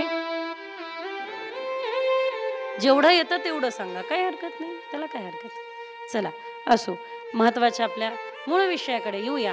सूतजींना प्रणाम केला शौनकादी मुनियांनी. सूतांना संकोच झाला, पण सूतजी म्हणताय की हे बघा, तुम्ही मला व्यास शिष्य असल्या कारणाने हा आदर देताय. हा माझ्या गुरूंचा आदर आहे, माझ्या गुरूंचा सन्मान आहे. काय जाणून घ्यायचंय? पुढचं एकच, खूप खूप आहे पण मात्र मला एकच पुरेसं आहे. मी जे एकच सांगते, कृष्ण प्राप्तिकरम शाश्वत साधनम तत्वदाधून. हा बस, कृष्ण प्राप्तीचं शाश्वत. हा ते चंचल आहे, येतेच जातेत, येतेच जातेत, येते. जनाबाई म्हणते म्हणून मी त्याला धरून ठेवलं, धरीला. बाकी घरी जाऊन म्हणत म्हणतच गुणगुणतच जा. तर असा तो धरला मी, बांधला मी, नाही तर खरंच काकडा इथं होईल. असा मी तो धरला, असा तो बांधला आणि आपल्या हृदयात साठवला. कसा साठवला? सोहम शब्दाचा मारा केला, विठ्ठल काकुळती आला. सोहम शब्दाचा मारा आपल्याला नाही करता आला, काही हरकत नाही, त्या जनाबाई आहे. किमान आपण दासोहम शब्दाचा मारा तर करू शकतो. दासोहम इति मामत्वा. दा चोरण्याचा प्रयत्न नाही करू, दा बिलकुल स्पष्टपणे लावू की तुम्ही स्वामी आहात आणि दासोहम. त्यामुळे कमीत कमी एवढं तर म्हणू शकता की दासोहम इति मामत्वा. तर अशा प्रकारे तुम्हाला बांधलं. आणि म्हणून शौनकादी मुनियांच्या समोर सूतजींनी ही कथा गायला सुरुवात केली, ज्या ठिकाणी भक्तिदेवींचं दुःख दूर करण्यासाठी एक सुंदर नारदांनी परिश्रम केला. तो नारदांचा परिश्रम काय होतात? एकदाही विशालायाम चत्वार ऋषयो मुलाम सत्संगार्थ समायाता ददृशुस्तत्र नारदम. तर नारदांनी पाहिलं, सनकादिकांचा सत्संग घडला, पण सनकादिकांनी पाहिलं की कुतोश्चिंता तुरो भवान, तुमच्या चेहऱ्यावरती चिंता काय? त्यावेळेला नारदांनी उत्तर दिलं, स्वतःच्या चिंतेने चिंतित नाहीये. पृथ्वीला सर्वोत्तम ग्रह समजत मी हरिक्षेत्रे कुरुक्षेत्रे सेतुबंधन असं मी फिरत फिरत आलो, तर मी काय पाहिलं की एक स्त्री युवती रडतीये, तिच्या बाजूला 2 वृद्ध पुरुष आहे, बाकी स्त्रिया तिची सांत्वना घालताय की अगं बाई रडू नको. मी तिला विचारलं नाही, पण तिने मला थांबवलं. भो भो साधो क्षणम तिष्ठमश्चिंतामपि. मग त्यावेळेला मी तिला विचारलं, अगं चिंता कशाची तुला? त्यावेळेला तिने आपला परिचय दिला. इमौ मे अहम भक्तिरिती ख्याता इमौ मे तनयो मतो. मी भक्ती आहे आणि हे माझे 2 पुत्र आहेत. ज्ञान वैराग्य नामानो कालयोगेन जर्जरो. ज्ञान आणि वैराग्य माझे पुत्र आहे, कारण आज कोणालाही ज्ञानही नको आणि वैराग्यही नको. खरं ज्ञान आणि खरं वैराग्य आपल्याला कळलंच नाही. खरं ज्ञान काय आहे? या जगामध्ये ईश्वरा व्यतिरिक्त जे आहे ते सगळं अज्ञानच आहे. देवाचं ज्ञानच खरं ज्ञान आहे. तुम्ही म्हणाल ताई तुम्ही आध्यात्मिक आहे म्हणून सांगत असाल. नाही नाही नाही नाही नाही हो. गुलाबजाम कसा बनवायचा ह्याचं ज्ञान तुम्ही युट्यूबवर मिळवलं, पण परत परत बनवायचं काम पडतं. एकीने नवीन नवीन लग्न झालं आणि आता काय ते युट्यूबला विचारून विचारून स्वयंपाक सुरू केला. नेट संपलं, युट्यूब बंद झालं. भाजीमध्ये मिरच्या किती टाकायचं कळलं नाही. हिने विचार केला 5 लोक आहे, प्रत्येकीच्या 10, 50 मिरच्या टाकून भाजी केली. युट्यूब बंद झाल्याचा परिणाम होता. त्यामुळे थोडं चिंतन जर का आपण केलं तर आपल्या एक गोष्ट परत मला विचारायला येऊ नका घरच्यांचं काय झालं ते. हा, त्याचा अंदाज तुम्ही लावून घ्या. गोपाल कृष्ण भगवान की जय हो. थोडस चिंतन कराल तर आपल्या लक्षात येईल की खरंच बाकी सगळं अज्ञान आहे. ज्ञान एक मात्र आहे. काय जे गोपिकांना होतं म्हणून गोपिका ज्ञानी आहे, भक्त आहे पण ज्ञानी आहे. गोपिका म्हणतात, एक गोपिका निघाली ना ताक घ्यायला आणि तिने बाजूचा शेजारचा दरवाजा उघडा पाहिला. लोकांना शेजारचा दरवाजा उघडा दिसला की डोकवायची जरा जास्त सवय असते. तर तिने डोकावून पाहिलं काय चाललंय. ते नंदाचं घर होतं. दरवाजा थोडासा हलका उघडा होता. तिने जे पाहिलं ते शेजारणीला सांगू लागली, शृणू सखी कौतुकमेकम. अशाच बोलताना तुम्ही, तुला सांगते अगं शृणू सखी कौतुकमेकम. मी एक कौतुक पाहिलं. काय? नंद प्रांगणे धूल धूसरित अंगामध्ये नर्तत वेदांत सिद्धांत. वेदांताचा सिद्धांत मी नंद प्रांगणामध्ये खेळताना पाहिला ग. शृणू सखी कौतुकमेकम. हेच ज्ञान आहे, बाकी सगळं अज्ञान आहे. आणि खरं बाकी कितीही लौकिक ज्ञान घेतलं तरी उपयोग नाही. सोन्याचे भाव किती. आणि चला बा तुमच्यावरती कृपा झाली, यावेळचं बजेट पेश झालं. लक्ष्मी देवीची कृपा झाली, 12 लाखावरती जाऊन पोहोचले. त्यामुळे बरेच जण आज प्रसन्न आहे. मला याची कल्पना आहे. सगळ्यात जास्त आनंदी आम्ही आहोत, कलाकार मंडळी. काही टेन्शन नाही बाबा डोक्याला रे. खरंय ना. चला, विषय जरी काही जणांना कळला, बाकी समजने वाले को इशारा काफी. कर कर कर भरता भरता थकलो ना.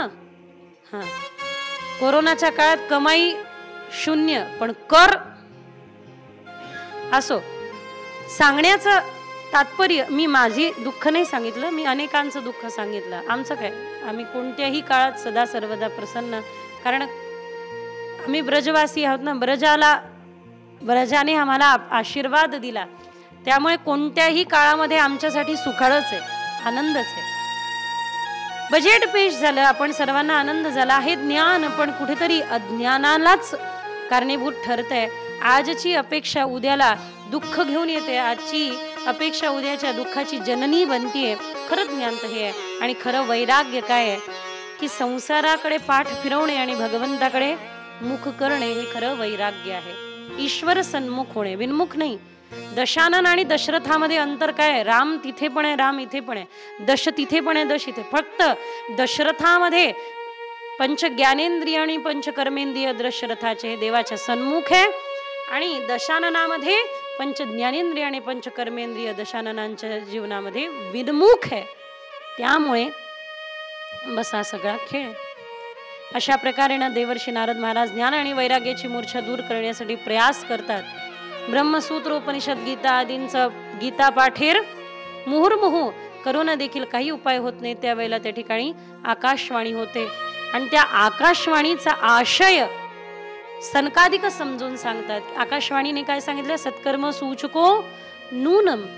आणि त्या काही दिवसांपूर्वी आम्ही अशा सगळ्या गुरुकुलातल्या मुली बसलो होतो. फार सुंदर प्रश्न पंडितजींनी समोर ठेवला की ज्ञान वैराग्य भक्ति देवी की गोदी में सिर रखे सोए है। भक्ति देवी बिलकुल सामने है, फिर भी ज्ञान वैराग्य मूर्छित क्यों है?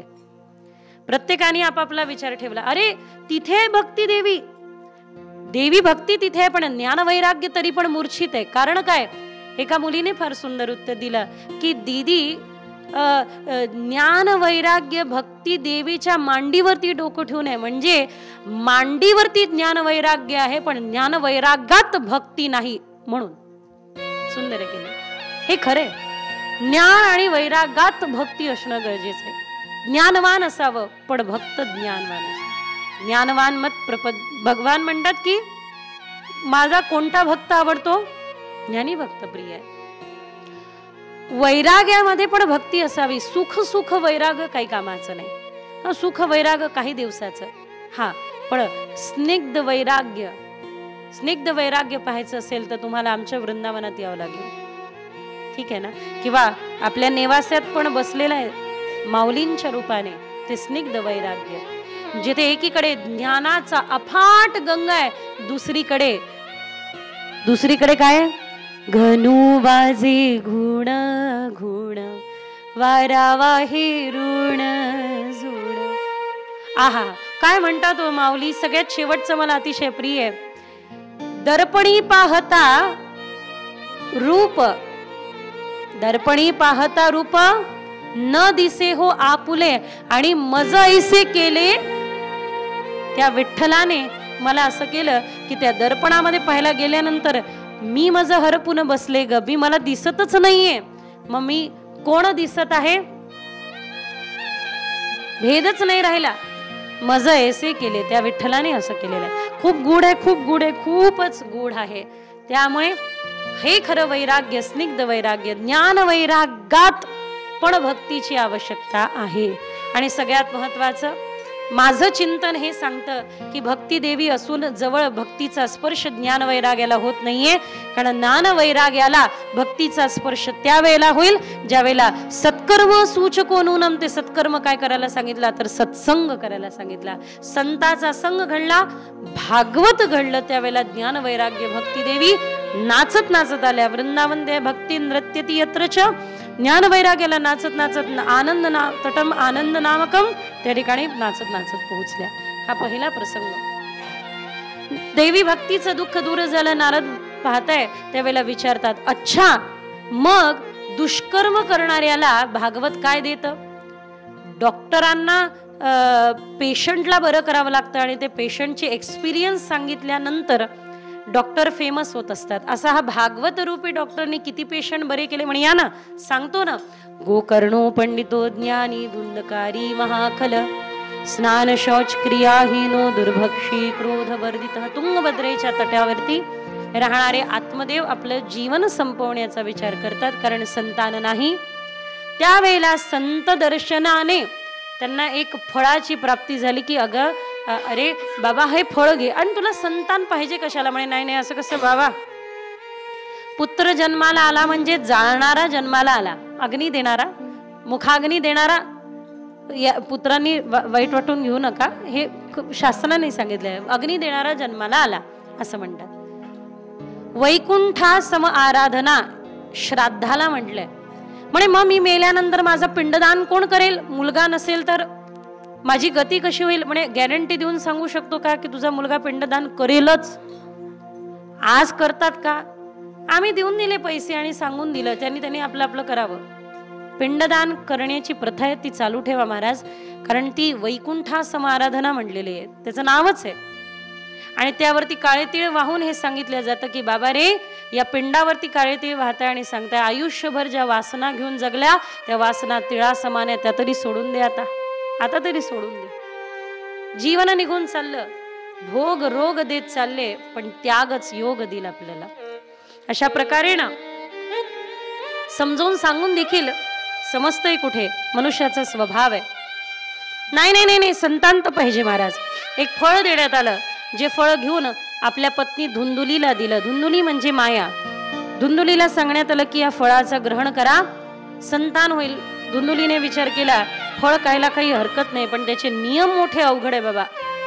खोटं बोलायचं नाही, चुकीचं वागायचं नाही, कोणाबरोबर भांडायचं नाही, अवघड होऊन जाईल. मी जर का कोणाबरोबर भांडली नाही तर माझं हे संपत्ती लुटून नेली नणंदा भावजयांनी, मग खोटं बोलायचं नाही. अरे बापरे, खोटं बोललं नाही तर गळ्याखाली घास जिरत नाही.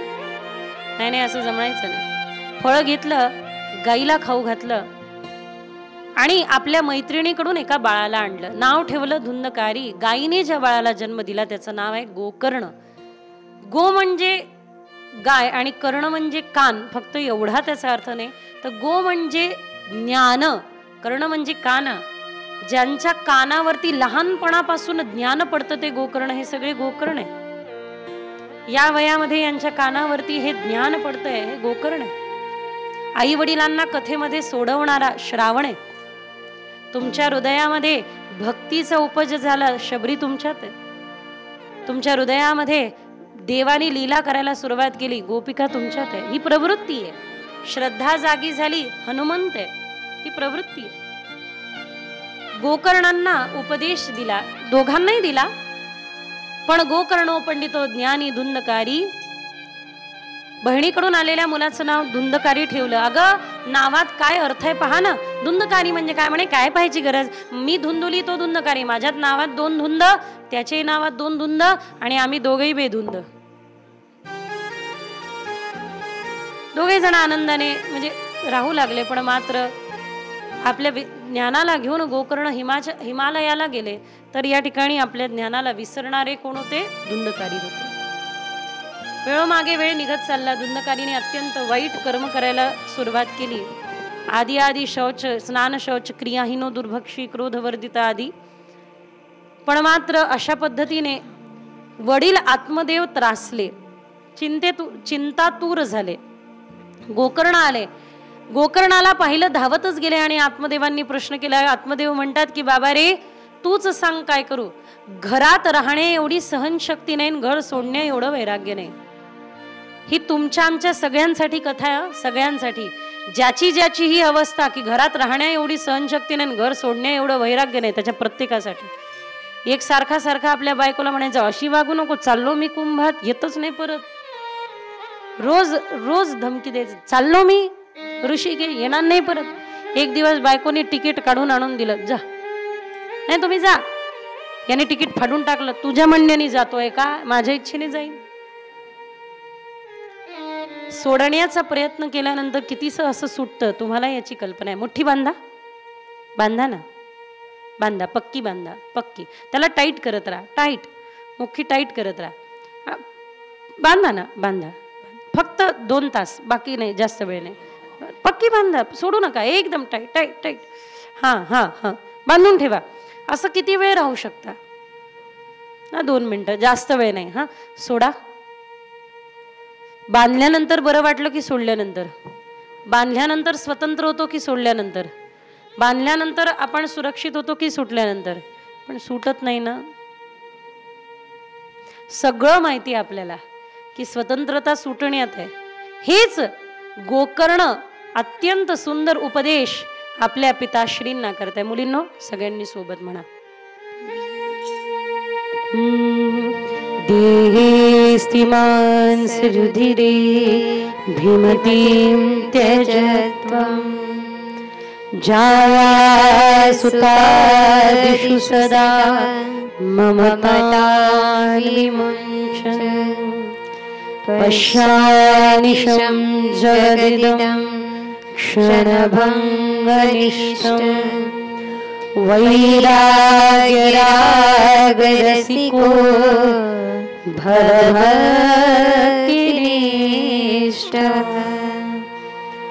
धर्मा भजस्व सततं त्यज लोकधर्मान् सेवस्व साधु पुरुषान् जयिका तृष्णा अन्यस्य दोषचिन्तनमाशु मुक्त्वा सेवा कथा रसमहो नितरा पिबत्वम् देहे स्थिबान सुरधिरे भीमतीं त्यजत्वम. हे जे शरीर आहे ना, हे शरीर हाडामासानी भरलेलं आहे महाराज. 7 धातू आहे याच्यामध्ये. पण शेवटी जर हे शरीर नाशिवंत आहे तर याच्याशी जुळलेले नाते कसे शाश्वत असू शकतात. देहेस भीमतीं त्यज जायासी तू. हे जे ममता विमुंचन, हे जे सुता आदी पत्नी आदींमध्ये जी ममता आहे ना, ती त्रासदायक आहे. ते त्रासदायक नाही. मुलं बाळ थोडी त्रासदायक आहे, पत्नी थोडी त्रासदायक आहे. नाही, त्यांच्याशी जुळलेली अहंता आणि ममता, माझं आणि मी, हे दुःख देणार आहे. पश्यानिशम जगदिदं क्षणभंग. हे सगळं क्षणभंग. वैराग्य राग रसिको. आहा हा हा, वैराग्याचा जो रस आहे तो अनुभवा. हे याच्यानंतरची जी पंक्ती आहे ना, ती मला अतिशय प्रिय आहे. काय? धर्म भजस्व सततम तेजलोक धर्म. या लोकधर्माचा त्याग करा. याचा अर्थ काम करू नका असं नाही म्हणत आहे. आहा, नाही नाही नाही, भगवंतानी कधीच आपली ड्युटी सोडायला नाही सांगितली, आपलं कार्य सोडायला नाही. नाही, करा, सर्व करा, पण धर्म भजस्व सततम. अरे बाबा, भजन कर, हे सगळं चालू ठेव. भजधातू सेवायाम, सेवा कर. भजधातू सेवेच आहे, सेवा कर. ईश्वराची सेवा कर, जनताची सेवा कर, आणि मुखाने नाम गा. आणि सगळ्यात महत्वाचं, सेवस्य साधू पुरुषांजही काम तृष्णान. साधू पुरुषांच्या सोबत राहा. किती महत्वाचं आहे. भागवत सुरू करण्या अगोदर एक सोपान सांगितलं. काय? दुसऱ्याच्या गुणदोषांचं चिंतन करू नको बाबा. किती दिवस करत राहशील? चिंतनमाशु मुक्त्वा, या सगळ्या चिंतनातून मुक्त हो, आणि सेवा कथा समूह नितराम पिबत्वम. भागवताच्या दशमस्कंदाचं नित्य गान करत करत करत आत्मदेवांना गती प्राप्त झाली. पण मात्र सांग धन कुठे ठेवलंय, सांग धन कुठे ठेवलंय असं म्हणत आईने, म्हणजे आपलं या धुंदुलीने विहिरीमध्ये आत्महत्या केली म्हणा, पडली म्हणा, जीवन समाप्त. 5 वैश्येचा संग घडल्या कारणाने पंचप्रकारच्या वासना निर्माण झाल्या. मुखामध्ये गरम गरम कोळसे टाकण्यात आले. एन केन प्रकारे, कारण राजा घरी चोरी केली होती, चोरी पकडल्या गेली तर आपलाही भेद उघडला जाईल म्हणून तोंडामध्ये गरम गरम गरम कोळसे टाकले. मरणाला बाध्य केलं. मरण झाल्यानंतर शेवटी प्रेत योनीला गेला. मुक्ती अन्य कोणत्याच योनीत नाही. मनुष्य योनी अतिशय दुर्लभम मानुषम जन्म. माता मुक्तीसाठी प्रयाग सुरू झाले. खूप प्रयत्न केले तरी जल शिंपडलं आणि बोलायला लावलं. बाबा तू कोण आहेस? परिचय करून दिला. अहम भ्राता त्वद दिदी होसी धुंदकारी ती नाव. मी तुमचाच भाऊ आहे, धुंदकारी माझं नाव आहे. पण अरे, गया श्राद्ध केल्यानंतरही तुला मुक्ती नाही मिळाली. म्हणे काय सांगू बाबा, गया श्राद्ध शतैनपि मुक्तिर्मेन भविष्यती. मग काय करावं? सूर्यदेवांना विचारा. गोकर्णांनी विचार केला की एकच उपाय, तुभ्यम नमो जगत साक्षीन ब्रूहि मे मुक्ती हेतुकम. अशा त्या सूर्यदेवांची विनंती केली. त्यावेळेला सूर्यदेवांनी सांगितलं, श्रीमद भागवतान मुक्तीहि सप्ताहम वचनम कुरु इति सूर्यवचः सर्वधर्म रूपम तो विश्रुतम. सूर्यांनी सांगितलं की 7 दिवसीय भागवताचं सप्ताह विधीने भागवताचं आयोजन करा. गोकर्णांनी आयोजन केलं, सगळ्यांना आमंत्रित केलं. आदी वैष्णव आदी सगळे वैष्णवगण त्या ठिकाणी पोहोचले. धन्या भागवती वार्ता प्रेत पीडा विनाशिनी. सुंदर सप्ताहोपी, सप्ताह असं भागवताने त्या ठिकाणी प्रेत पीडा विनाशिनी एका बाशामध्ये त्या धुंदकारीच्या प्रेताचं आवाहन केल्या गेलं. पहिला दिवस झाला पहिली ग्रंथी, दुसरी, तिसरी, चौथी, 5वी, 6वी. 7 दिवसानंतर 7ही ग्रंथी फुटल्या. त्यातून बाहेर अत्यंत दिव्य वल्कल धारण करून, दिव्य वस्त्र आदी धारण करून निघाला. तो म्हणजे धुंदकारी होता. नेण्याकरता त्याला विमान आलेलं होतं, पण मात्र त्याने विचारलं की माझ्यासाठी विमान आलं, बाकीच्यांसाठी? म्हणे नाही, ऐकण्यात भेद झाला. श्रोत्रेण फल विभेगेन. ऐकण्यामध्ये भेद झाला म्हणून फलामध्ये भेद आहे. मग आता काय करायचं? परत एकदा आयोजन करा. म्हणून परत एकदा आयोजन केलं. कधी? श्रावणे मासी गोकर्ण कथामुचे तथा पुनः. अशा श्रावण मासामध्ये परत एकदा भागवताचं आयोजन केलं. गोकर्ण ज्या प्रकारे अयोध्यावासींना पुरं यथा रामेण संगता, ज्या प्रकारे प्रभू रामचंद्रांनी आपल्या संगतीत आपल्या सोबत अयोध्यावासियांना साकेत धामाला नेलं, त्या पद्धतीने कीटक आदी आदी गावातील पशु पक्षी प्राणी देखील काय झाले तर उद्धाराला प्राप्त झाले. आणि गोकर्णेस गोपालो लोकम गोपवल्लभाम, गोलोकामध्ये गोकर्णांची गती झाली आदी वर्णन या ठिकाणी भागवतामध्ये केल्या जातं. म्हणून श्रीमद भागवतामध्ये गोकर्णोपाख्यान हे का महत्वाचं आहे आणि मोहिनीराजांपुढे एवढ्या वर्षापासून गोकर्णोपाख्यान गायची परंपरा आहे. पण आपण भाग्यवान आहोत, लौकिक महात्म्य गोकर्णोपाख्यान पण गायलं आणि पारमार्थिक महात्म्य म्हणजे वजननाभजींना व्रजभूमीला पुन्हा उत्थान करणे, पुन्हा वसवण्याकरता उद्धवांनी दिलेला उपदेश आणि नामसंकीर्तन देखील पाहिलं. मला माहिती नाही वेळ किती झालेला आहे, पण बराच झालेला असणार आहे. त्यामुळे बरं 5 मिनिटात आरती आधी पूर्ण होऊन जाईल. अशा प्रकारेनं या ठिकाणी सेवा मोहिनीराजांच्या चरणाशी समर्पित करूया. चरणाशी समर्पित करते. काही चुकीचं असेल तर ते या दासीच्या बुद्धीचा दोष समजून या ठिकाणी विसरून जावं आणि जेही बरोबर असेल ते त्यांच्या चरणाशी समर्पित करून श्री विठ्ठल वर प्यारे आरतीची तुम्ही तयारी करा, तोपर्यंत मी भजन म्हणून घेते.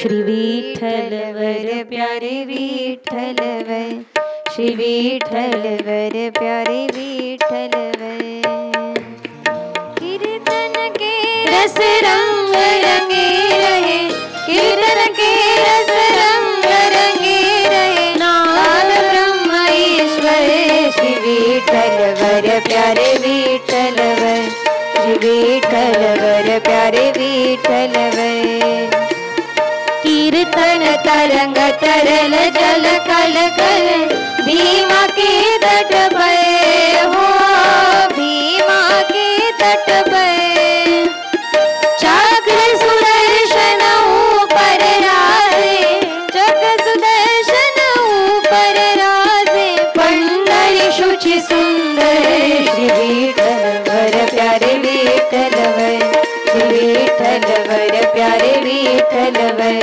श्री विठ्ठल वर प्यारे विठ्ठल वर, छांड द्वारिका छांड सिंहासन, भक्ति विवश हो गए हो, भक्ति विवश हो गए, पुंडरीक के ग्रह में ठाड़े, पुंडरीक के ग्रह में ठाड़े, अजहु वीट ऊपर श्री विठ्ठल वर प्यारे विठ्ठल वर, श्री विठ्ठल वर प्यारे विठ्ठल वर, पावदीप प्रज्वलित चुकीनो, घर जन मानस गए हो, जन जन मानस गए, ज्ञान विराग भक्ति परिपोषी, ज्ञान विराग भक्ति परिपोषी, माऊली ज्ञानेश्वर श्री विठ्ठल वर प्यारे विठ्ठल वर,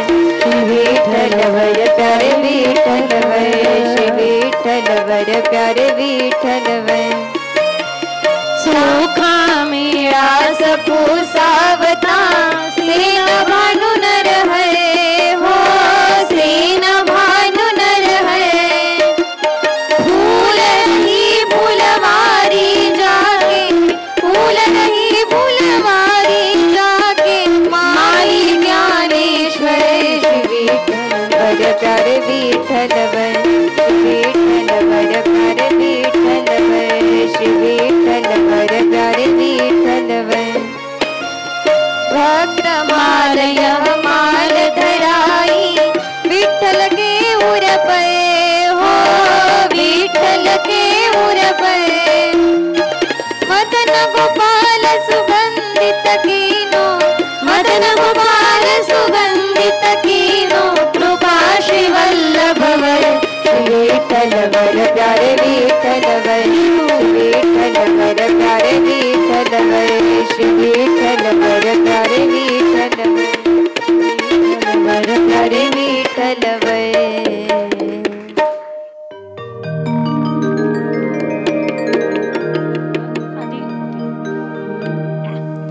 जय हो जय श्री भागवता, आरती करू तुझ भगवंता।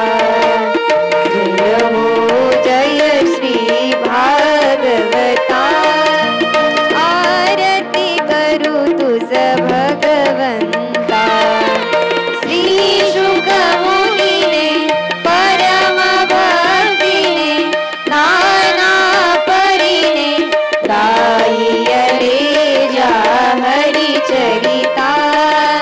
आरती करू तुझ भगवंता। जय हो जय श्री भागवता, आरती करू तुझ भगवंता। वेद तुरुचे मधुर फळ, स्वादुर से जे सोज्वळ। आत्मा राम मुनी सकळ, सेऊनी झाले जन सुफळ। महापैवनी आली अवनी, इयाद हरिणी भव जलतारिणी ती पतिता। आरती करू तुझ भगवंता। जय हो जय श्री भागवता, आरती करू तुझ भगवंता। येथे व्यासांची वाणी, सार्थक हरी गुण गाऊनी। शास्त्र पुराणे मुकुटमणी, परम प्रेमामृत जननी। सहज सेविता भाविक भक्ता, उदार दाता मोक्ष तत्वता दे दाता। आरती करू तुझ भगवंता। जय हो जय श्री भागवता, आरती करू तुझ भगवंता। गमते जनु मानस तीर्थ, द्वादश सोपानी युक्त। निर्मल भक्ति जले भरित, विहरे हरिहंस चित्त। लोक सुखमळे संत द्विज कुळे, सेऊनी रमले भान हरपले रस पीता। आरती करू तुझ भगवंता। जय हो जय श्री भागवता, आरती करू तुझ भगवंता। अपार महिमा संतांचा, नवे ना कोणासाचा। प्राणची कीर्तनकारांचा, मेवा कविवर संतांचा। जनो बोधाचा स्वयं प्रभेचा, द्वादश कळीचा रवी अंतरीचा तमहरता। आरती करू तुझ भगवंता। जय हो जय श्री भागवता, आरती करू तुझ भगवंता। ग्रंथ नवे हा श्री कृष्ण, गीते वेदी मन पूर्ण। अनन्य होता या शरण, खचित टळे जन्मा मरण। त्रिताप जाती चिरये शांती, नाथ हि वदती कृष्णपदी ठेवू माथा। आरती करू तुझ भगवंता। जय हो जय श्री भागवता,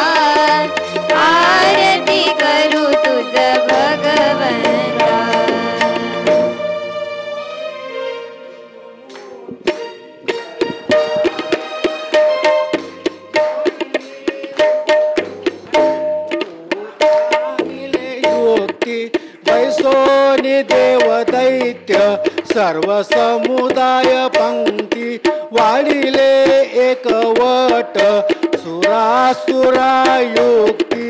आरती विष्णुमूर्ती चोरोने राहुनी अमृत पान केले देखो शशी सूर्य मग तुझ जाणविले चक्र काढून या त्याचे शिरचे दिले ग्रासिले रविचंद्रा ग्रहण ते तोनी झाले आरती विष्णुमूर्ती जय महाल्या शक्ती आरती विष्णुमूर्ती प्रसिद्ध नेवास जेथे प्रवरावाय ते स्थळे वास तुझा भूमी वैकुंठ आहे भक्ती मुक्ती शीघ्र पाय देव भजनी राय गोसावी नंदन मने कृपेनी पाय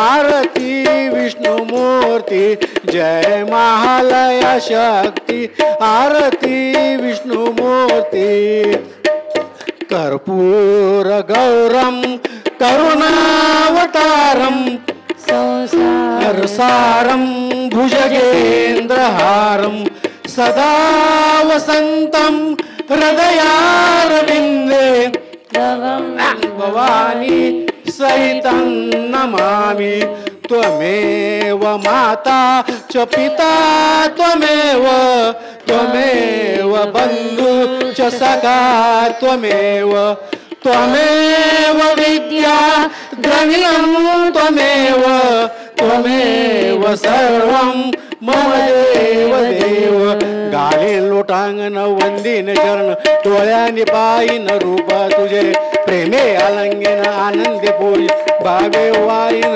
मने नाव त्वमेव माता पिता त्वमेव बंधुज सखा त्वमेव त्वमेव विद्या द्रविणं त्वमेव त्वमेव सर्वं मम देव देव कायेन वाचा मनसेन्द्रियैर्वा बुद्ध्यात्मना वा प्रकृति स्वभाव करोमि यद् सकलं परस्मै नारायणाते समर्पयामि अच्युतं केशवं राम नारायण कृष्ण दामोदरं श्रीधरं माधवं जानकी नायकं रामचंद्रं भजे हरे राम राम राम हरे हरे कृष्ण कृष्ण कृष्ण हरे हरे राम राम राम हरे हरे कृष्ण कृष्ण कृष्ण हरे हरे। भागवत महापुराण की जय। शुकदेव भगवान की बोल। मुनिराज भगवान की बोल। मुनिराज भगवान की बोल। मुनिराज की जय बोल। मुनिराज की जय बोल। मुनिराज की जय।